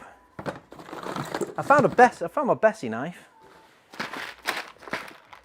You've sent me packing now, looking for my Wirth knife. I don't know where that's gone, to be fair. Oh, it's a little beauty as well. Come back next week for that. Well, I'll show you. I found the Bessie knife. This is a utility knife by a German company called Bessie. This comes with, like, I bet you didn't know you can get utility blades in all these different shapes and sizes. That's like a utility knife blade with a bill hook. And then that's a utility blade with like a horizontal sharp edge. And they come with the Bessie blade. Bessie's German. It's not got the kind of aluminium body that the Fastbacks got, which I really like. The Wirth knife has got that aluminium body, same as the Milwaukee, but I don't know where it's gone. And before you say it, I don't think it's in Dylan's car. Yeah, I don't know where that is. Oh, that's annoying, because I definitely had it in the compact tool video. You can Google it, Matt might find a link for it, but basically it's an aluminium utility knife, and instead of having a fold out for the 1/4 bit, the 1/4 bit goes in the end, about the same price as the Milwaukee Fastback. Bit of a hidden gem. That was in our German video, and that was like a year ago, and I still sticks in my mind as a good knife. How do you manage the small screwdriver bits, Torx bits? One long like or individual holes. Small screwdriver bits I usually have in a holder. I wouldn't cut them in individually. I always try and get them in a little bit holder because, you know, not only is it annoying to cut and you'll kind of start hating cutting foam, also if you want one of the bits, it's nicer to get the whole set out. Maybe opportunity for a top 10 video. Yes, well we are, I kind of collect, not only do I hunt down quirky, interesting tools, I kind of buy them with the prospect of, once I've kind of got all of the most interesting utility knives from around my travels, I can do a little bit of a boil it down, like you say, the best ones I've ever found. Same with the multi-tools that I've been kind of collecting and some of the other tools. I think it's quite a good service because I just feel like that knowledge is not out there. There's so many different brands of these things, and you know, it's only an opinion piece anyway, but it's you know, there's some clear winners and some clear losers, and obviously when you're in a shop and that's the only one there, you wouldn't know, relatively speaking, if it's any better. Dylan's in the chat, peddling and meddling. Don't call it a car boot sale for nothing, lads. That's it. So all the tools are in Dylan's boot. Maybe an opportunity. Yeah, I read that one, sorry. I've got some Bessie clamps. They're really good. Yeah, that's what Bessie mainly do, isn't it? Woodworking stuff and clamps. This came from Germany, but you can get that set in the UK. John says, you need to get to Bunnings in Oz. Yeah.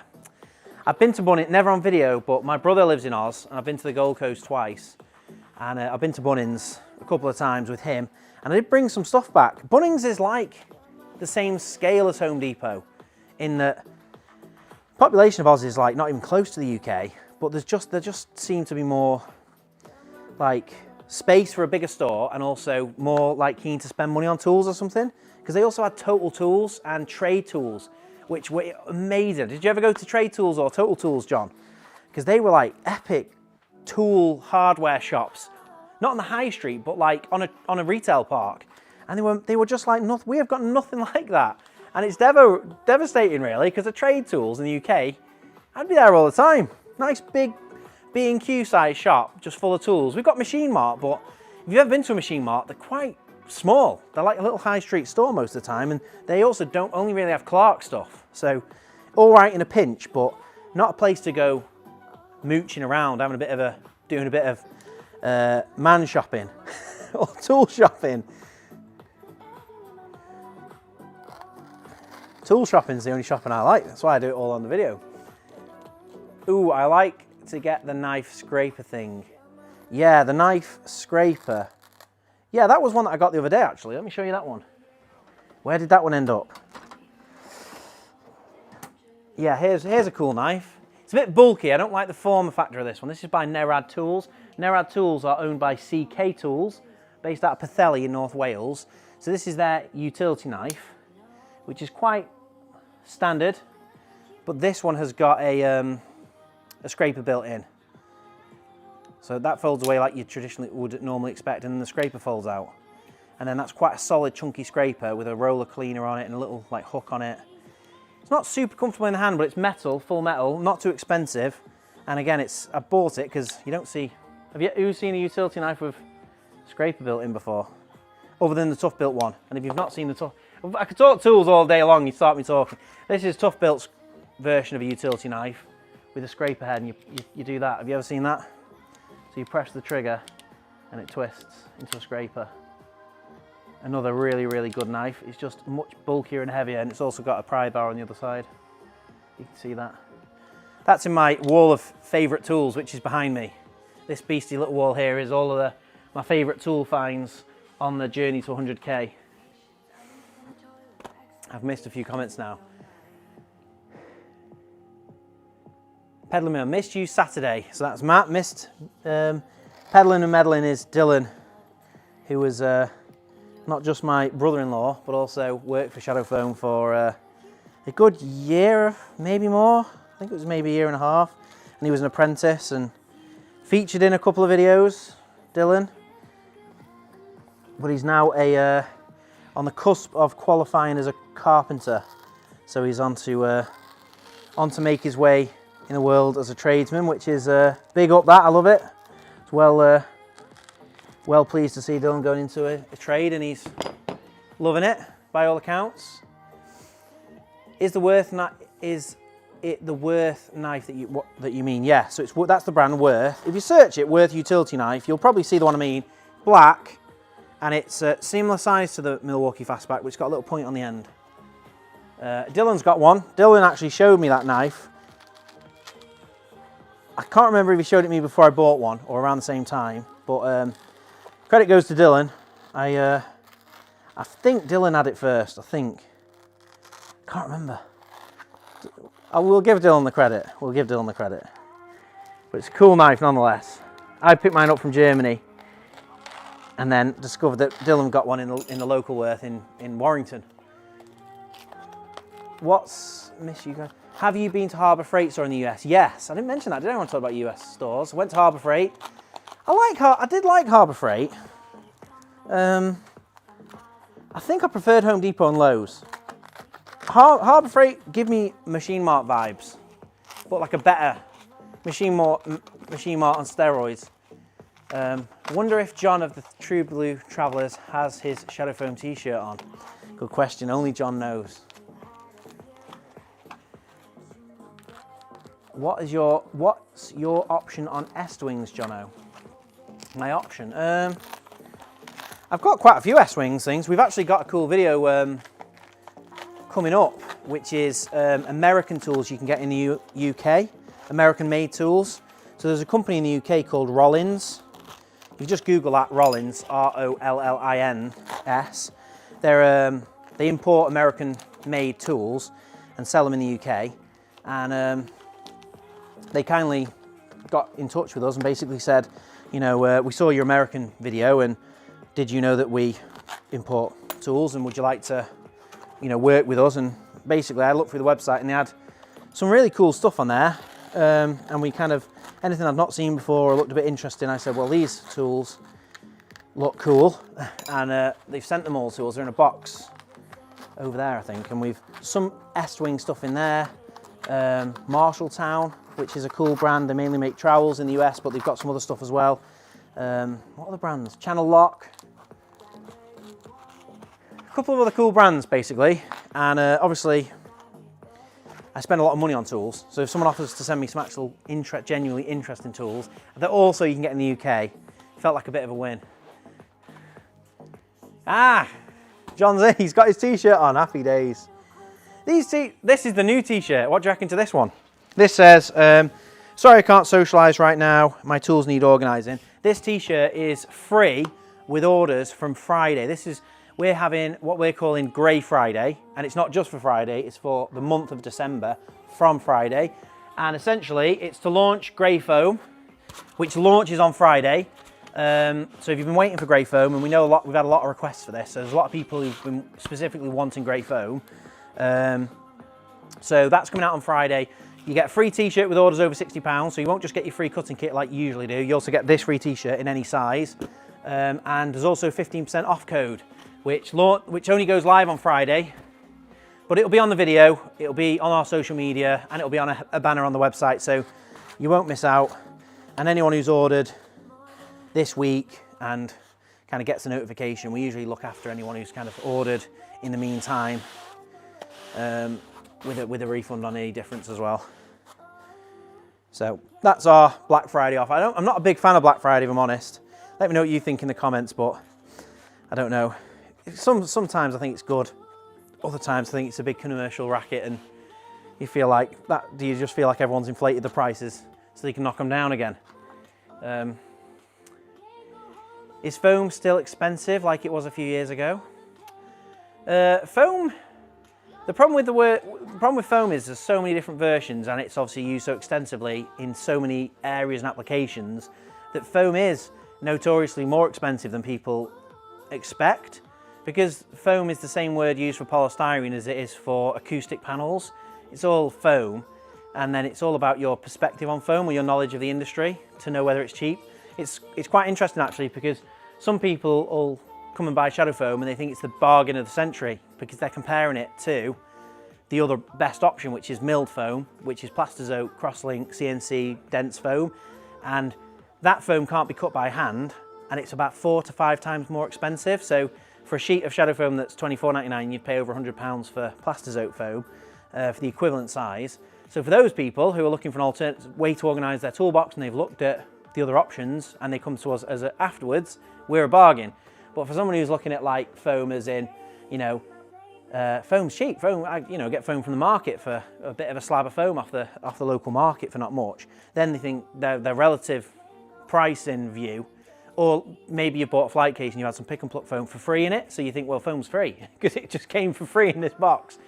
So it's kind of it's all about a perspective thing. So I'd say our foam is not expensive because we'd work hard to keep our prices stable, and we've not had a price increase for a long, long time. Years, in fact. I'd have to go back and look, but we've held our prices pretty much stable for years.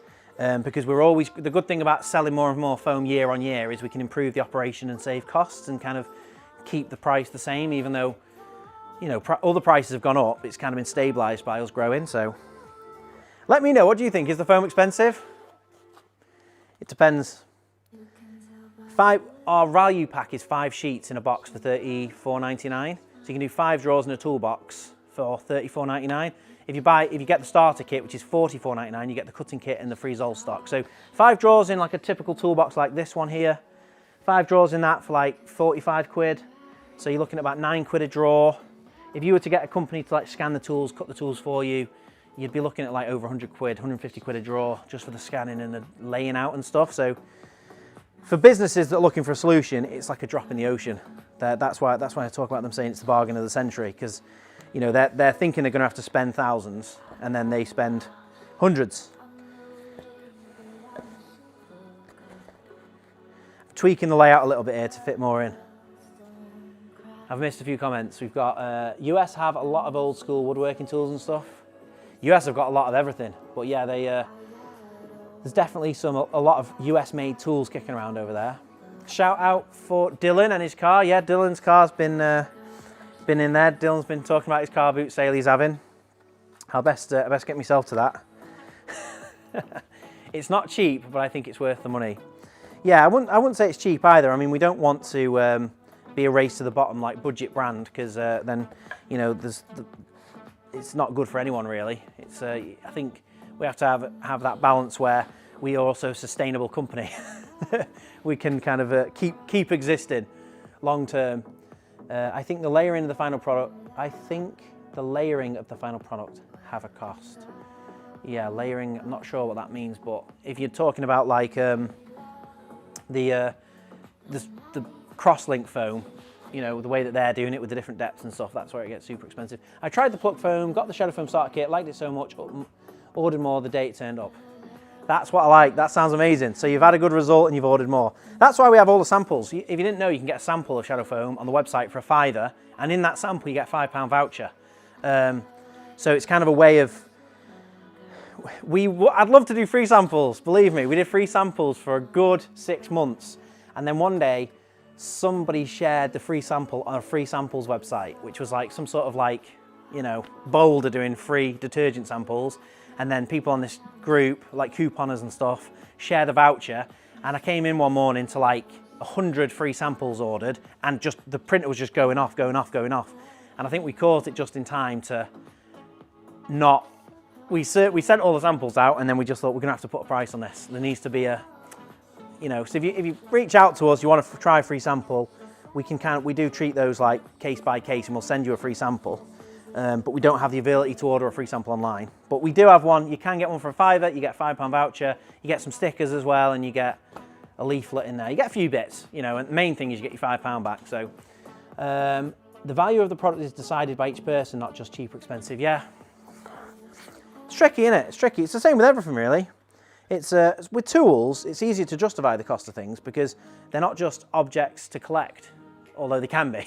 For me, it feels like they're earning you money, aren't they? If you look after them, they'll last you a lifetime. They can be legacy. You pass them on, and they're an investment that kind of is always going to be there. There's no sell-by date on a hammer. You look after it. Hammer's always intrinsically worth something as a tool. So I've never really been too worried about spending money on good quality tools. I think the trick is to just do it steadily over time, little bit by little bit. And don't tell the missus. That's the other. I wonder if Jess is watching. It was a £5, that was. I don't do that, to be fair, because Jess is so understanding about me buying tools. My Jess, but I do know that is the common thing. That's the common meme. I think the meme is my biggest fear is that when I die, the missus sells all the tools for the price I told her I paid for them. And, you know, sold them all for 50 quid.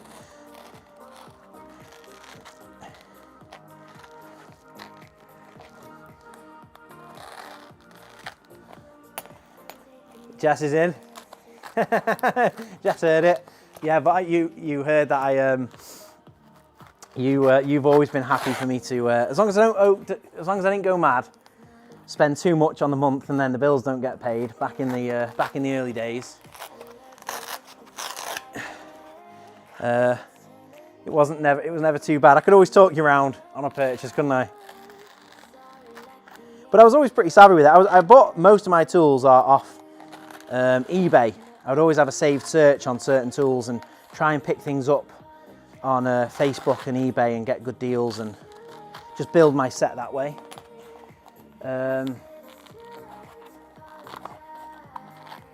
Hi, Chris says, is it easy to cut circles in to set up my own custom socket sets? It is. I find it easy, and there's two products that I would recommend to make cutting circles easy. One of them I opened in a video this week. The video is only going out live this week. Yeah, in this week's video it's going out. I filmed it this week, and so one of them is our stencil kit, and if you don't know what that is, on the website we've got a stencil kit, and it's essentially 3 of these different size circles and some radiuses. They're about a tenner for a pack, and you can use that to just, rather than cutting around the socket, you can cut around that.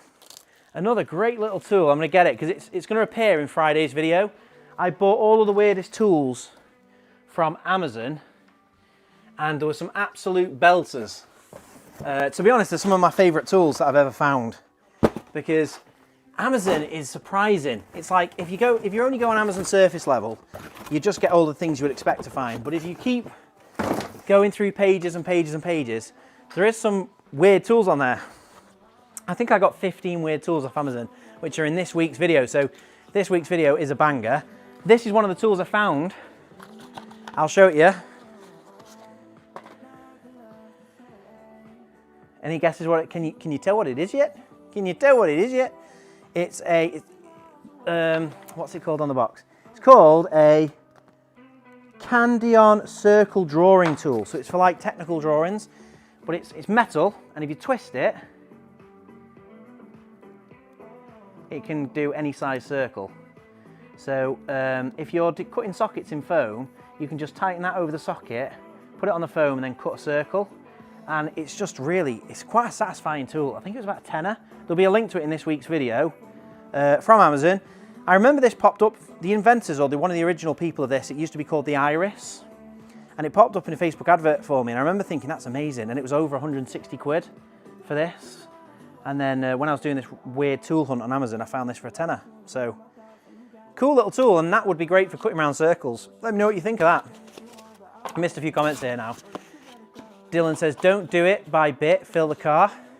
If you've got the, obviously you're getting paid more than I was as an apprentice, Dylan, if you can fill the car. It's very cheap if you see a tool is missing and you go and find it. That's it. That's it. Tools, good tools cost a lot of money, and it's very easy to pack up a job and leave a tool above a ceiling tile or on a ledge or high up or on a bottom shelf, and then you literally have no idea it's gone until you need it next, and then by that time it's long gone, isn't it? Jess says, I wouldn't remember how much you said you'd bought them for. There are too many. That's it. I don't think you'd sell them. I think you'd give them away. That's the best thing to do. Don't try and put value on tools. Give them to someone who needs tools. If I go, find someone who needs some tools. Maybe the girls. I've got 3 kids, and to be fair, they're they might make good use of the tools. So Dylan's already packing up the car. It's the Stargate. Yes, she is. Perks of the job. I've missed a few comments here. I've not read them in order, so it doesn't make much sense to me.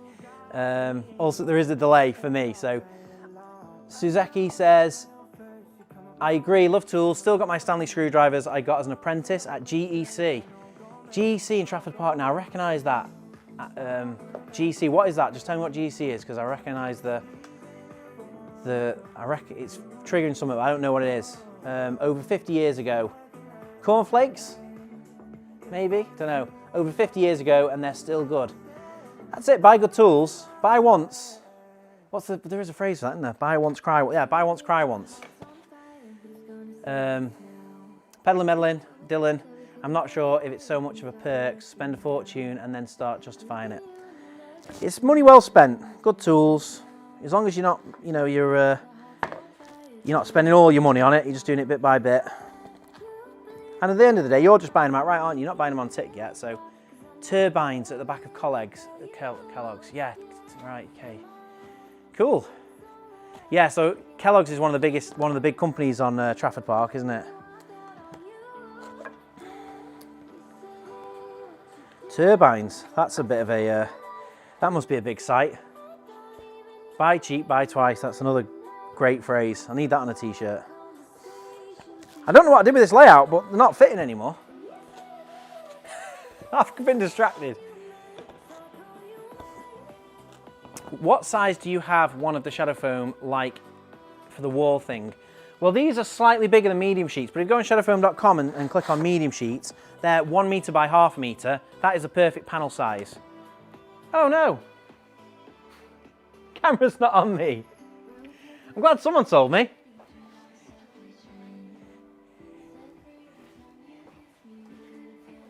There we go. That's AI cameras. Recommendation for you, John.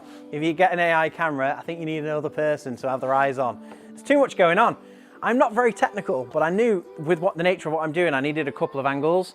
So I set up a stream deck, which is buttons. So I've got a side view here. I've got a 50-50 front view and overhead view. We've got a full foam cut-in with me in set. We've got full front camera, and then we've got darts cam. So there's 4 cameras on the setup, and I tell you, it was a right faff getting it going. Yeah, what was I on? I was on 50-50, wasn't I? But it's on me again. It was 7,000 employees, all gone now. Wow. That is a heck of a lot of, that is a big site, isn't it? Wow. Hi, is it easy to cut circles in for a custom? Is that the one that I answered? Or have I scrolled up accidentally?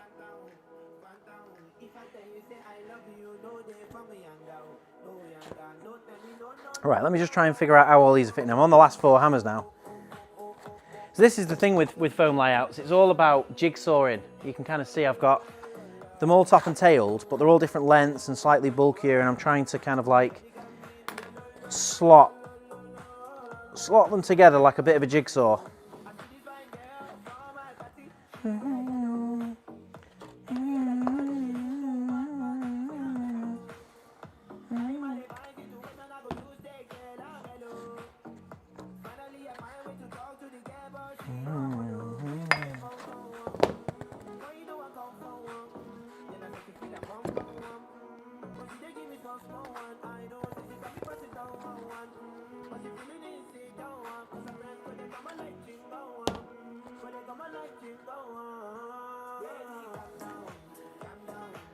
I think I've sent the camera flying and killed the stream.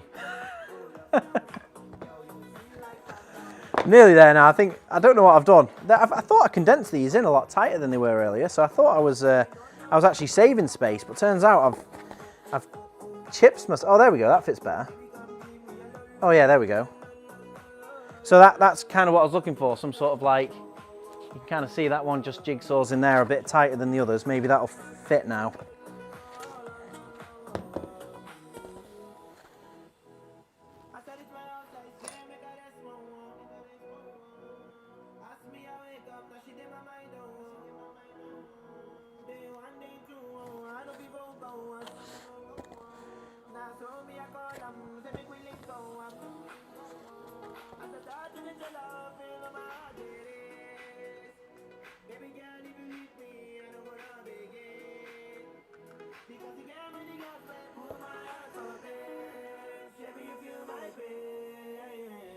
Will the lump panel fit across the top of the axe? Not quite.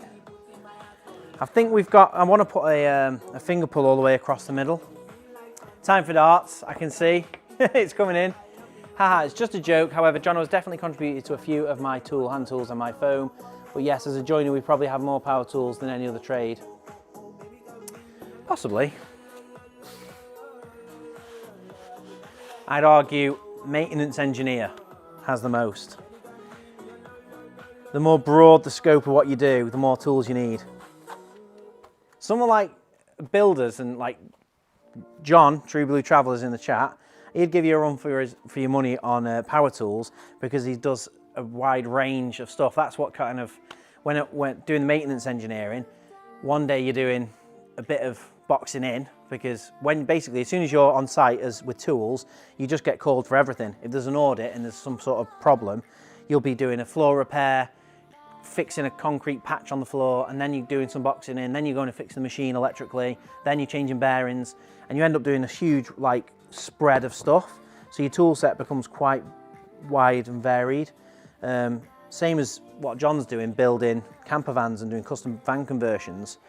It's trying to do as much in-house as you can. You end up with a really kind of, oh, there we go. Oh, I think I've cracked it.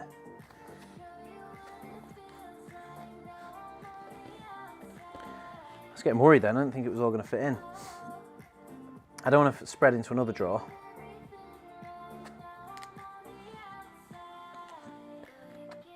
Oh, there we go. We're cooking with gas now. Leave the wooden mallet out. Keith's not happy with the wooden mallet. It fits now. I've actually got another ball pine hammer and another Thor hammer, but the thing is that, oh, they're duplicates. So I've got a slightly bigger size of that one, which I don't really need 2 ball pine hammers. That can go in another kit or something. And then I've got a small and large Thor hammer, and I've got a medium one, which is a bit tapered. So I've put that one to the side. Will the lump hammer fit you? I've asked that one. Try for a real demo on the glue. Well, the glue's drying. We did a demo over here. And still tacky on the top, but I can feel it is a bit stuck in there, so it needs a bit longer so it's not tacky. I go for a simple job, and people are always shocked by how much gear I take, just to be sure. Simple jobs escalate quickly, don't they?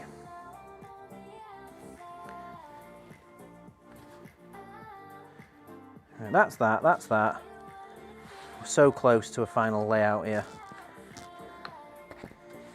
The lump hammer is just the same anti-shock style as the other Stanleys. So I kind of just want it in so it's got a place to live. I feel like that could go in the carpenter's box, and then I'll put in one of the mallets. Because this is literally just for fine cabinetry stuff. And all of these are pretty heavy duty hammers. So yeah, I will park that, to be fair, Keith. And I'll put this in.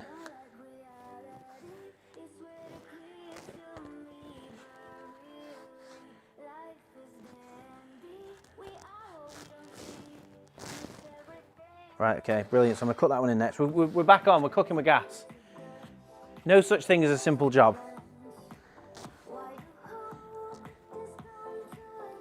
I think the simpler you can get it, the better, the more systemized.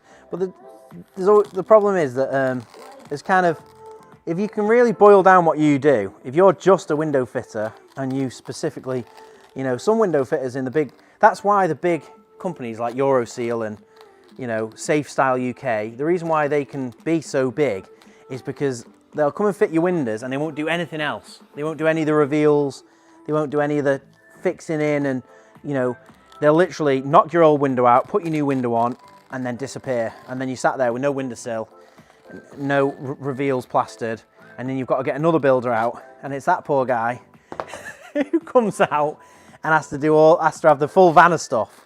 You know, the guy from Safe Style UK, he's just got a tube of silicone, screw gun, pocket full of screws, and a pocket full of different plastic packers, and that's it. So that guy is in and out like, you know, like the clappers, like, you know, carpet fitters. They won't entertain doing anything else. But if you're a joiner or in one of those kind of trades, builders and joiners generally get it the worst.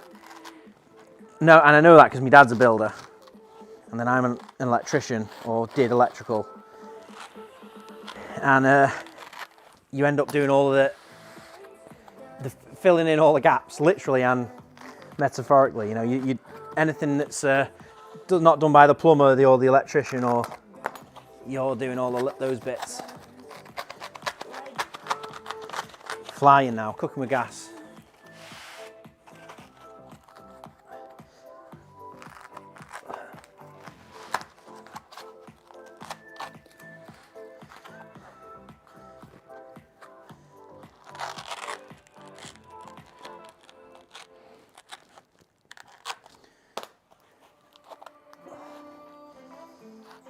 Gonna go for it. I'm currently replacing my cordless power tools.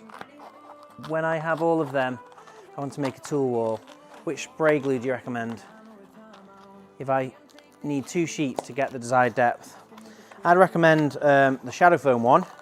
Like we did with the fantastic elastic glue that I demoed earlier, we just tried multiple glues until we got one that was really strong, firstly, but then also a modest price, because obviously this one, if you go on Shadow Foam Extras, there's a spray adhesive. It's a Shadow Foam branded one, really strong glue. You just, like most, if you've used spray glue before, spray one side, spray the other, let it go tacky, put them together, and it's perfect.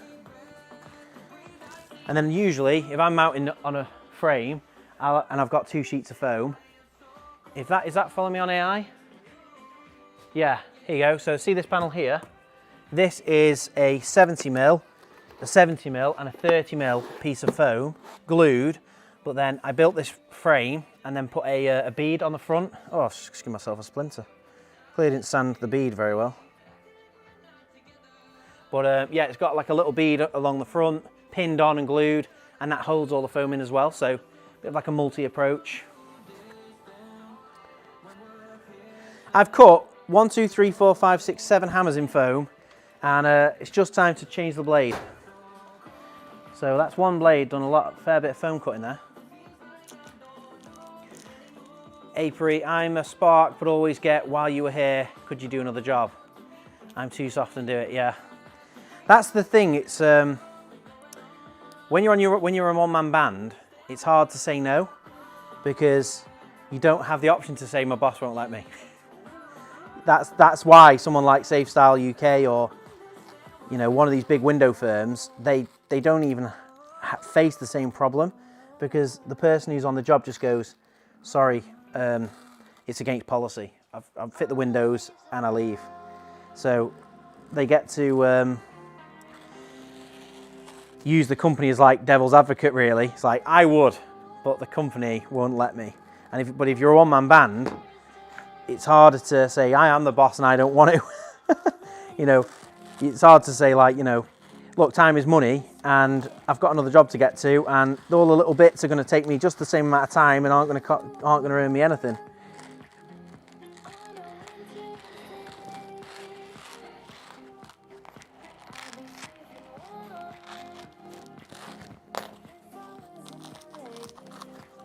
Peddling and meddling, Dylan, he's heading off to play some football. Ah, so you're going to footy, are you, mate? I saw the WhatsApp group going off, looking for more players. I'm fully stuck on the streams for now, and I'm sticking with this. But I think we will bring the stream to 6 o'clock till 8, and then I might try and keep going to football. I used to play football on Monday nights, and I've been meaning to get back to it, but the plan will be possibly make the stream 6 till 8, and then get home and go to football for 9. That's where Dylan's heading. Have a good game, Dylan.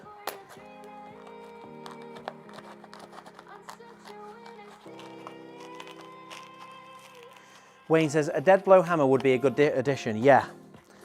Surprised that, you know what? Over all of the years and all of the mentions of dead blow hammers in videos, I've never actually owned a dead blow hammer. I literally was talking about one. I think I've talked about dead blow hammers in 2 or 3 videos. And for those who don't know, dead blow hammer's like a rubber mallet, but with like sand in it. And correct me if I'm wrong, someone. I think it's to reduce the bounce and the vibration. So when you hit, like the sand keeps it from bouncing back. Something along those lines.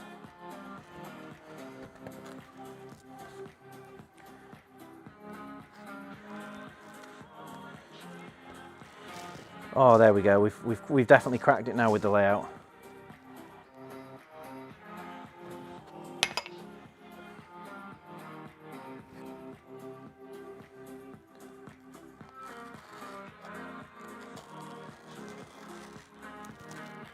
Definitely good to get the hammer drawer sorted out. The hammer drawer has been one of the worst looking drawers in my toolbox for far too long.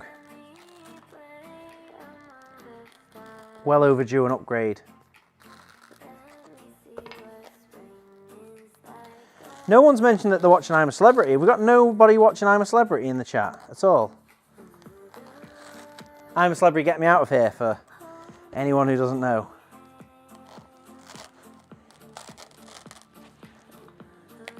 Feels like a British staple to me. I've born and bred in England, and I've watched I'm a Celebrity every year. Dead blows can have shot or lead inside as well as sand. Yeah, right, okay, cool. Didn't quite know. I don't think I knew that. What's the main application?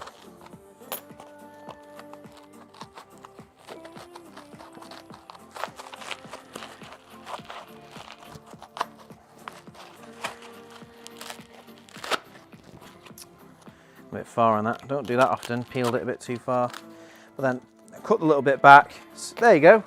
There's an actual bit of glue going to be used in proper terms. I'm going to glue that bit back in. I've peeled a little bit too much out, more than I wanted. The problem is I lost the glue along the way. I lost the glue on the journey. Where's the glue gone? So you put something down here. It's not in foam, it's lost. I'll stick that back in there later. Weekend Shedhead, evening. First time watching your live stream and first time using shadow foam a few weeks ago. Fantastic stuff. I'll be back for more. Cheers, Rob.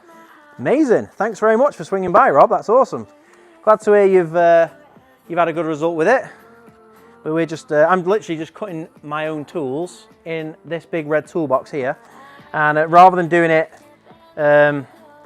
we knew we couldn't make a normal Friday video because we release Friday videos every Friday about me cutting tools in my toolbox. So we thought it was good streaming content because then I can answer questions about cutting foam, about tools, about YouTube, about anything really, and just hang out and cut some foam for the toolbox. So I'm glad you've had a good weekend with it though, Weekend Shedhead. You did say your name, didn't you? Rob, yeah. Thanks, Rob. Like you said, to absorb recoil or bounce. Yeah, I thought that was the main thing.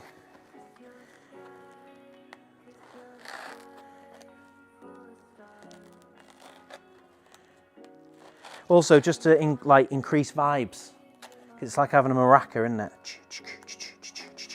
So just like you use a dead blow hammer if you're feeling a bit more musical and you don't want to use your typical rubber mallet. You get your dead blow hammer out and swing that around, make some music. Hey, Weekend Shed, loved the laser video. Found a cool project to make yet. Oh, right, so you're a YouTuber, are you? Cool, or you make content. I'll have a look at your channel later. I'm a big YouTube watcher. We make videos, obviously, but I watch more YouTube than anything else. I love it. I just always on the hunt for you know, interesting videos, interesting content, and also, you know, anyone using shadow foam is even more intriguing. So I'll just write your channel down and I'll search it later. Weekend Shedhead.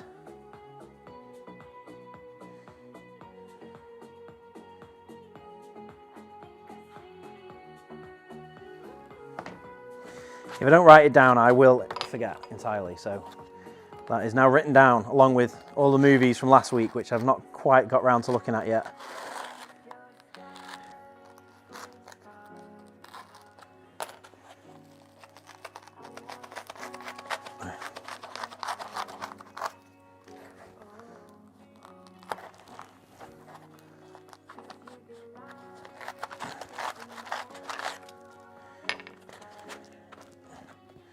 No, I'm a celebrity viewers. Disappointed.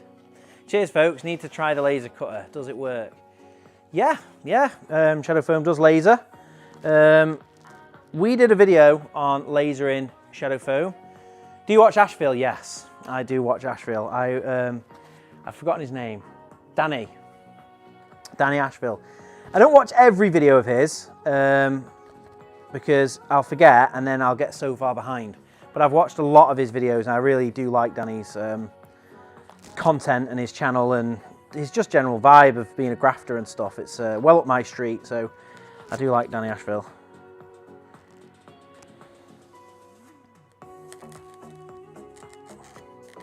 I love finding a UK-based creator. I feel like sometimes my algorithm and YouTube can be a bit dominated by creators that are in America, which is fine, and obviously we're going to America, but they just feel a little bit more out of reach.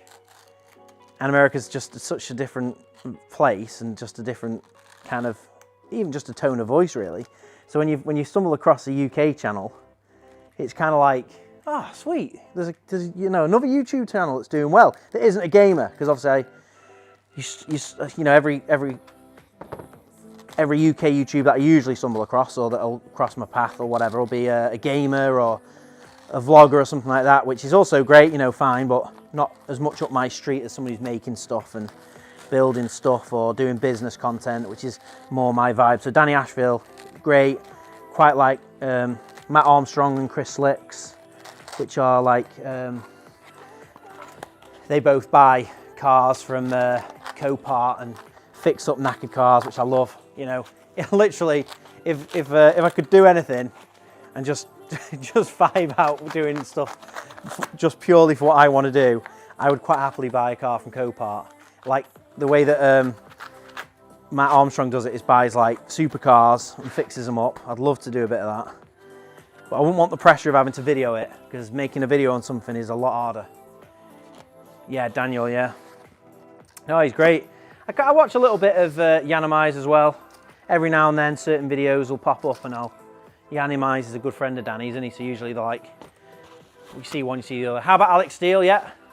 Alex Steele is someone we spoke to about doing some foam for. Alex getting his... So it's giveaway time, and I've set up Jona's Getting all market new stall again. I've toolboxes. got a right mixed bag of giveaways today. I just knocked it to the giveaway video. I've got it on a hotkey. That's how I got it so smooth earlier.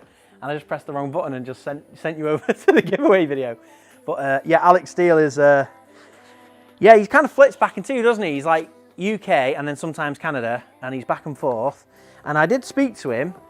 I wanted him to work on a project with us, taking all of our old scalpel. I save all of our scalpel blades. I never throw any of them away. And I've got about 20,000. And I gave half of them to a guy called ZH Fabrications. No, Blackbeard Projects, nearly ZH Creations. I give half to Blackbeard Projects, and he's going to turn them into Damascus steel and make a knife. He did a test, but he's not finished the video. And I reached out to Alex Steele and said, like, would you like to do a collab where we send you 10,000 scalpel blades, stainless steel scalpel blades, and make some cool Damascus steel? And he wasn't bothered. It was a polite response, but it wasn't, he didn't take us up on it, put it that way. But then subsequently he's reached out, not to me directly, but to somebody who is doing cabinetry, and he talked to them about getting some cabinetry with shadow foam, and they know me. So they were like, Alex Steele's been in touch asking for cabinetry and shadow foam. And I'm like, wow, bloody hell. Well, there you go. So what I've got to it, used my foam to test for jam jars to store screws. Good idea. Yeah, it's always easier to put little items inside a little housing and put that in foam. So jam jars sounds like a win. I use a lot of little tins. If you go on Amazon and search tins, like black tins, you can get these little black tins about this big, come in a pack of 30 for about 15, 20 quid. And if I'm ever doing a camera bag with lots of little, like, you know, sometimes you want little 1/4 inch adapters, 1/4 inch nuts, the little like GoPro attachments, all little bits and bobs, rather than cutting them individually in foam, I'll do a little box with a label and put them all in that. John Malecki and Victory Outdoor Services are fun to see on my YouTube. John Malecki, absolutely, I watch a lot of his stuff, and we've been speaking to John about doing a video with him, organising some tools in foam with him when we're out in the States. Victory Outdoor Services is a new one on me, but because you've mentioned it in the same sentence as John Malecki, I'm assuming it's similar. So I'll have a look. I'll have a look later. Always happy to discover interesting videos and content creators and stuff. We're on the last tool. We've managed to fit them all in. No compromises were made. We didn't have to lose anything. So I'm really pleased about that. That is every hammer that I wanted in the drawer, plus a few extras in a nice layout. Boosh, that is it. Still not quite finished yet, but that's all the tools cut in. I'll come back to that later. So what do we do next? Well, we cut a finger pull. So let me get rid of a little bit of this mess, so it's a little bit clearer for me here. All that there. What are we looking like? Not too bad, to be fair. Victory are a concrete company. Cool. Well, so like similar to what Danny Ashfield's doing then with his Ashfield aggregates. Not concrete, but similar vein, isn't it? Right, so next thing I've got to do is cut a... We all thought the Tyson fight was going to be the face-off of the year. Little did we know the Jona Malecki face-off coming soon to the YouTube near you. Oh, you won't catch me fighting. But maybe some sort of tool. That's what I pitched to John when we were messaging. I just basically pitched doing a UK toolkit versus a US toolkit, something along those lines. Maybe it'll happen, but it's early days because we've not spoke too much. And he his message to me was about the foam project we did with Colin Furs, and he'd seen that and he thought it was really cool, and they've been thinking about getting some foam sorted. Make a collab with Adam Savage. He's someone else we've spoken to.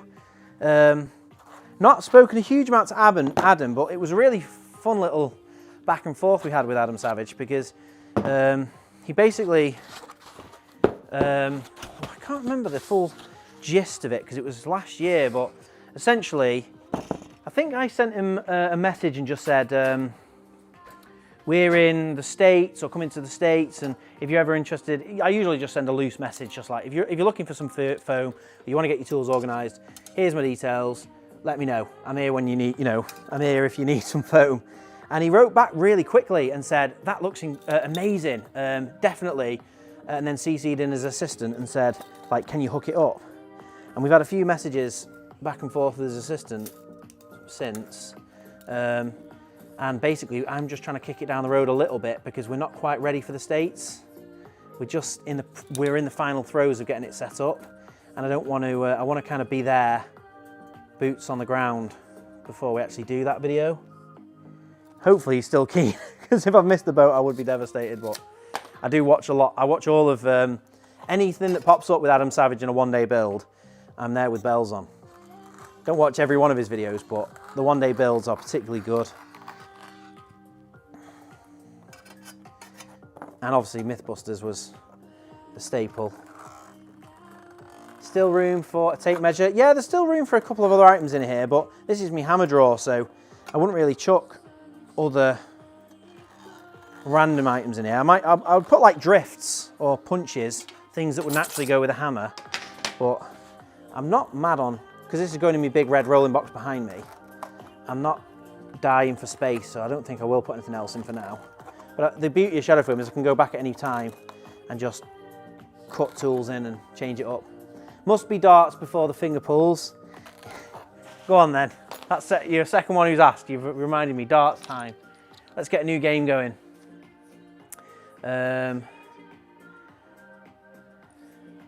Local game. We best just stick with a local game. Online game, local game. Where's my board gone?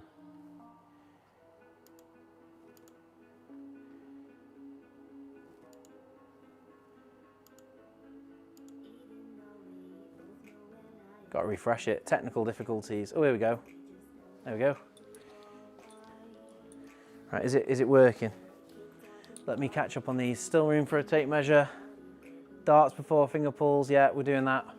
We only did a test, but I did it on video. I'm going to make a large display board with shadow foam when I get a chance. I have too much honey in my tea, hence the abundance of jars. Sounds good. Honey's good for you.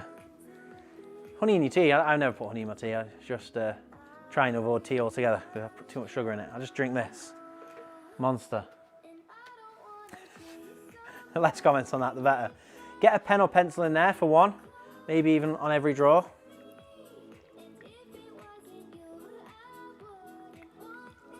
Cutting edge engineering from Australia is a good content. Does anyone watch Big Stacked Casting? There's one. A channel, it's like a, what do they call it when it's a song that you, guilty pleasure. It's a guilty pleasure channel, but it's not that, it's not actually. I'm quite happy to, I think it's great.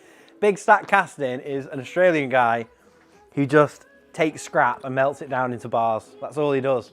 And just the way that he just shoots the videos, they're just so satisfying. You got an hour of a guy stripping apart a motor for copper and melting it down.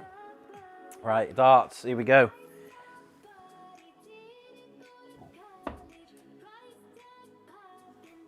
Oh, there we go. Ah! I'm going to turn pro. That was some of the best darts. If I get a 180 on stream, that is going to be clipped, and I'm going to flipping have that on repeat.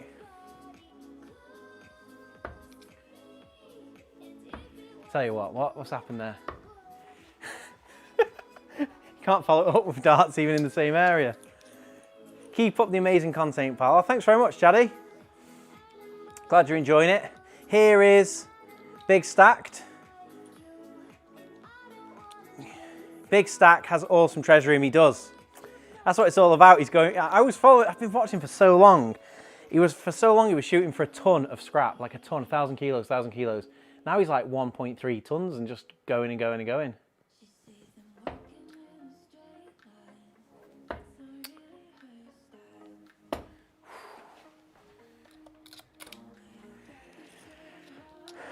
Adam Savage collab would be amazing. You'll need plenty of shadow foam with you though. Yeah. Well, that's one that you've reminded me now. That was the message. I think what I tend to do with big creators, because I just know they're busy, they're kind of overwhelmed with messages. I don't want to just, I'm talking to that camera, but you're over here, but the messages are over there. What I tend to do with like channels that I watch, and I think I just wait for an opportunity where they're talking about foam, or there's an opportunity. So he did a project where he was organising, you might remember it if you watch a lot of Adam Savage's videos, he was organising all of his bits and pieces in Sortimo trays, and he turned them all into orange Sortimo. And I could see he'd spent a lot of money, because he mentioned in the video he bought them. And I thought, oh, well, if he's on a bit of a organising mission, he might want to know that shadow foam exists. Triple 20 again. So that's why I messaged and just said, fantastic video, love the, thought, you know, I know how expensive Sortimo is, so I was like, I know you've spent some money on them Sortimos, but I've got some in the great. And something like that, just a nice message, and that's when he wrote back and said, that's really cool. TF turning, Jona, Tim's in. Jona, I saw you earlier, Tim. Back again.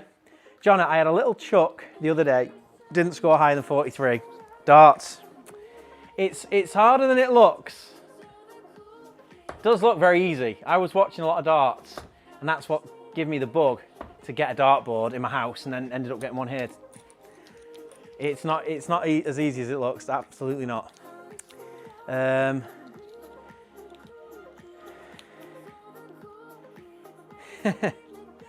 You've got some score. You keep going though. We've just put a dartboard in the shadow foam break room.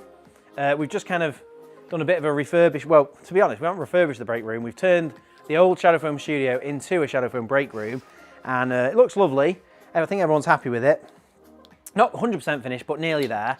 And it's a massive change from what it was, and it's got a dartboard in there. And I think the guys are doing a bit of like high score chart on who can get the highest score with 3 darts, which is you know, it's tricky. Like I say, it's tricky than it looks.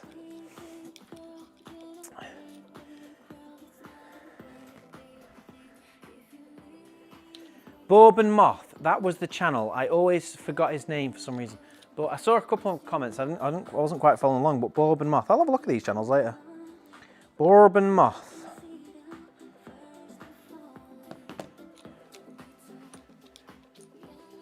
What are we on? 196.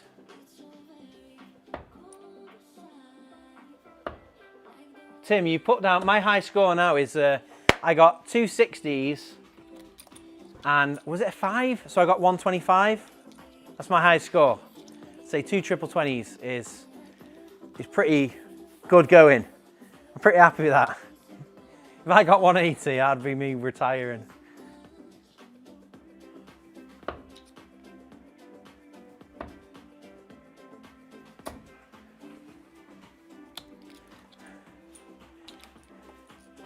I need to get the comments on this screen as well. Makes me shop envy. Bourbon Moth makes the bourbon moth makes the bourbon blade. A nice quirky tool for you, not cheap though. Definitely gonna look up. You've got me very interested. I'm gonna have a look. I'm discovering new channels all of the time. I discovered a channel the other day. Absolutely amazing guy.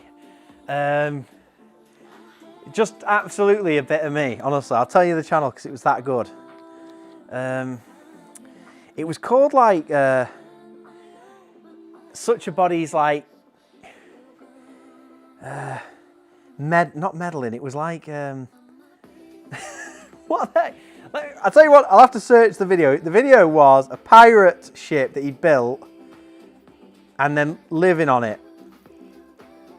On a, yeah, Fowler's Makery and Mischief. It came up on my recommended, Fowler's Makery and Mischief.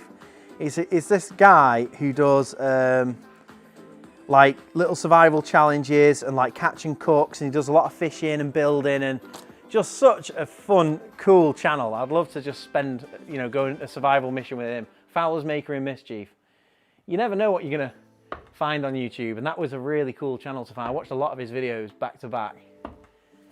That's what it's all about for me. I've got the classics that have come up on our sub feed that I'll keep my eye on and keep watching their stuff, but kind of, you can't help, it's amazing when you get recommended a channel. And there's like loads of fresh content to go binging. Yeah, so Fowler's Maker in Mischief, I would recommend that one. Oh, come on, look at that. Flipping it. I'm getting closer to triple 20 all the time. And another classic, Goon Squad. Have you ever heard of Goon Squad? Totally different vibe again, but they're from Nashville. They rebuild cars. They're like the American version of Matt Armstrong, two brothers. You need a light above the camera that's on like a Wii LED. Oh no, yeah. It's gone. Sent it flying.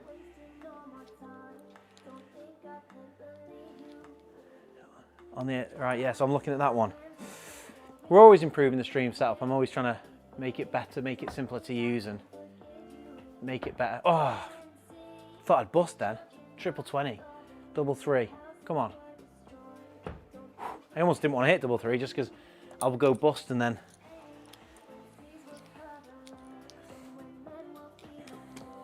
Yeah, Kai.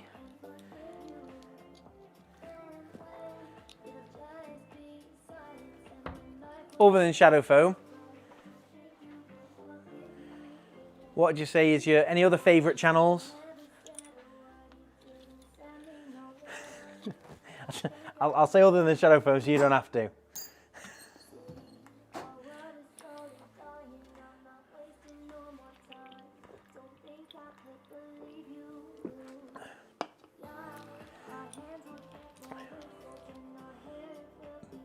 Right, here we go. Double 3.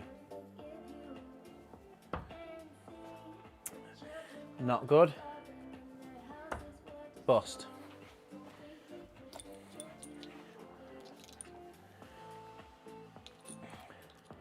You quite like Shadow Foam Plus. He's got a man of good taste, a man of distinction. Catapult Carnage. Oh, it's done it again. Why is it doing that? Catapult Carnage is another rabbit hole. Chris Graffin makes a series of catapults that are amazing. I have a couple of his. Whole new thing that today catapults are very competitive. That is a rabbit hole I could easily imagine going down. Didn't know catapults were a thing.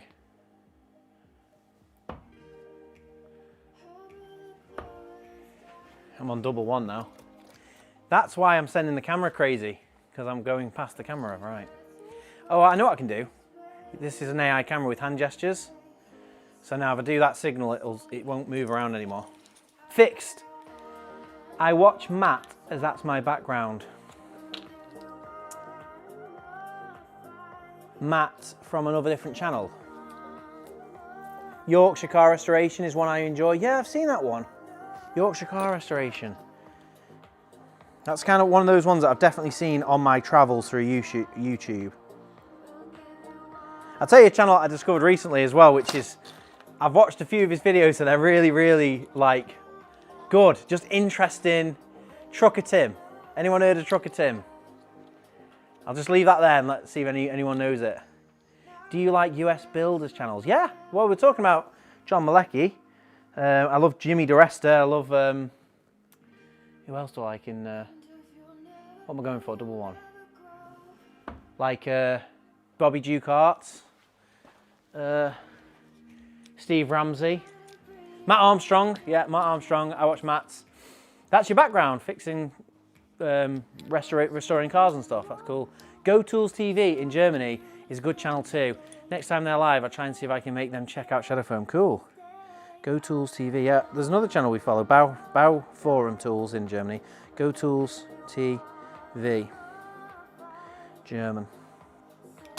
Trucker Tim. Yeah, Trucker Tim is he's a trucker in the UK, and his videos are about like a vlog of going up and down the country with big haulage loads, and then refurbing his Scania truck and stuff. And it's just an insight into a role and a job you'd never get you'd never, you know, being a fly on the wall on like long journeys, and also he's just such a like happy-go-lucky guy. I just like his vibe. The videos are like wholesome and interesting, which is like 121. a good combination in my opinion. 8. Come on, double one. Nope. No score. No score. Double's the worst. What about Tiny Tim? Tiny Tim. You know Tiny Tim is from Northwich. He's from my town. And my missus has been in Tesco's and seen Tiny Tim.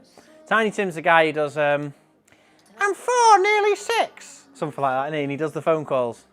I want you to demolish my school. With the teachers inside it. Something like that. And yeah, so he was on a Facebook group that he lives in Northwich, and then my missus saw him in Tesco's. Tiny Tim, I'm 4, maybe 6. No Hi, nearly missed the live stream. Got my shadow phone, quick delivery. Happy days, Gorilla. Nice to see you. Glad you made it. Glad your shadow foam order's in. Savage Rebuild UK. Not heard of that one. There's a few coming in here now. Savage Build. I will have a look later. Write them down and then I can have a look. Stud Pack. The thing with YouTube is, like, you think you've seen all the channels, and you're not even close. You're not even close. No score. Ah! Double one is the worst. Smarter every day. 25. Luke C and HGV. Luke C and HGV. Yeah, good name.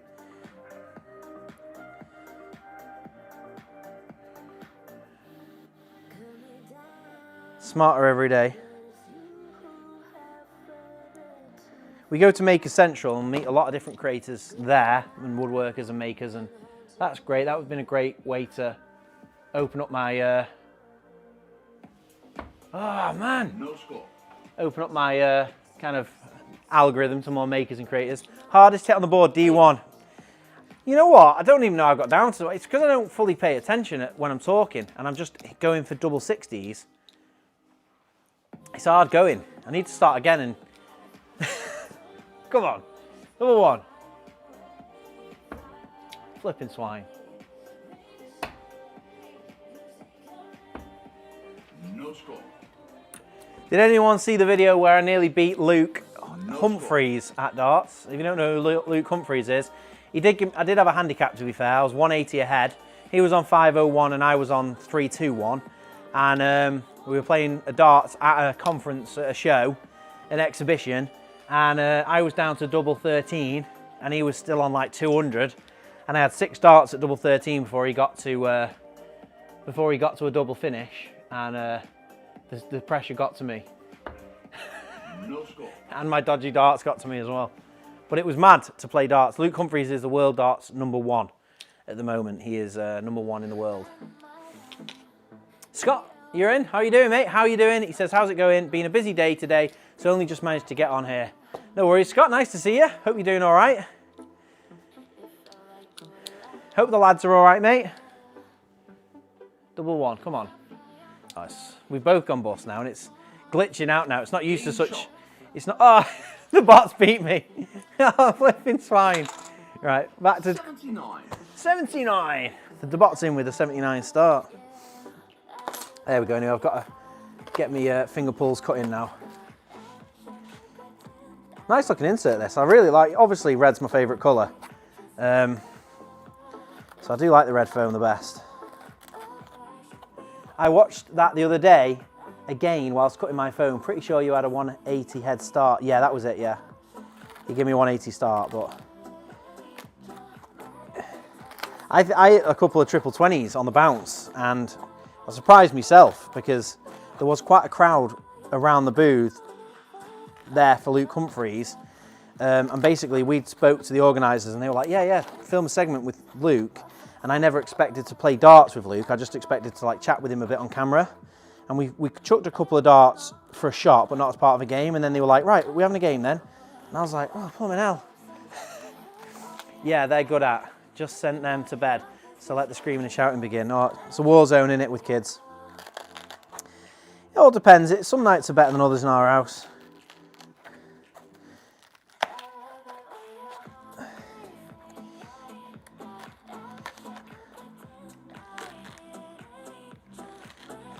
My youngest is 2.5 and he goes down relatively peacefully. And then the other two are 7 and 9 and they can cause the more aggravation. How are the Timberwolf screws treating you? Yeah, the screw company that sponsored you lads. Yeah, they're good at, just sent them to, oh yeah. Them Timberwolves a race, good.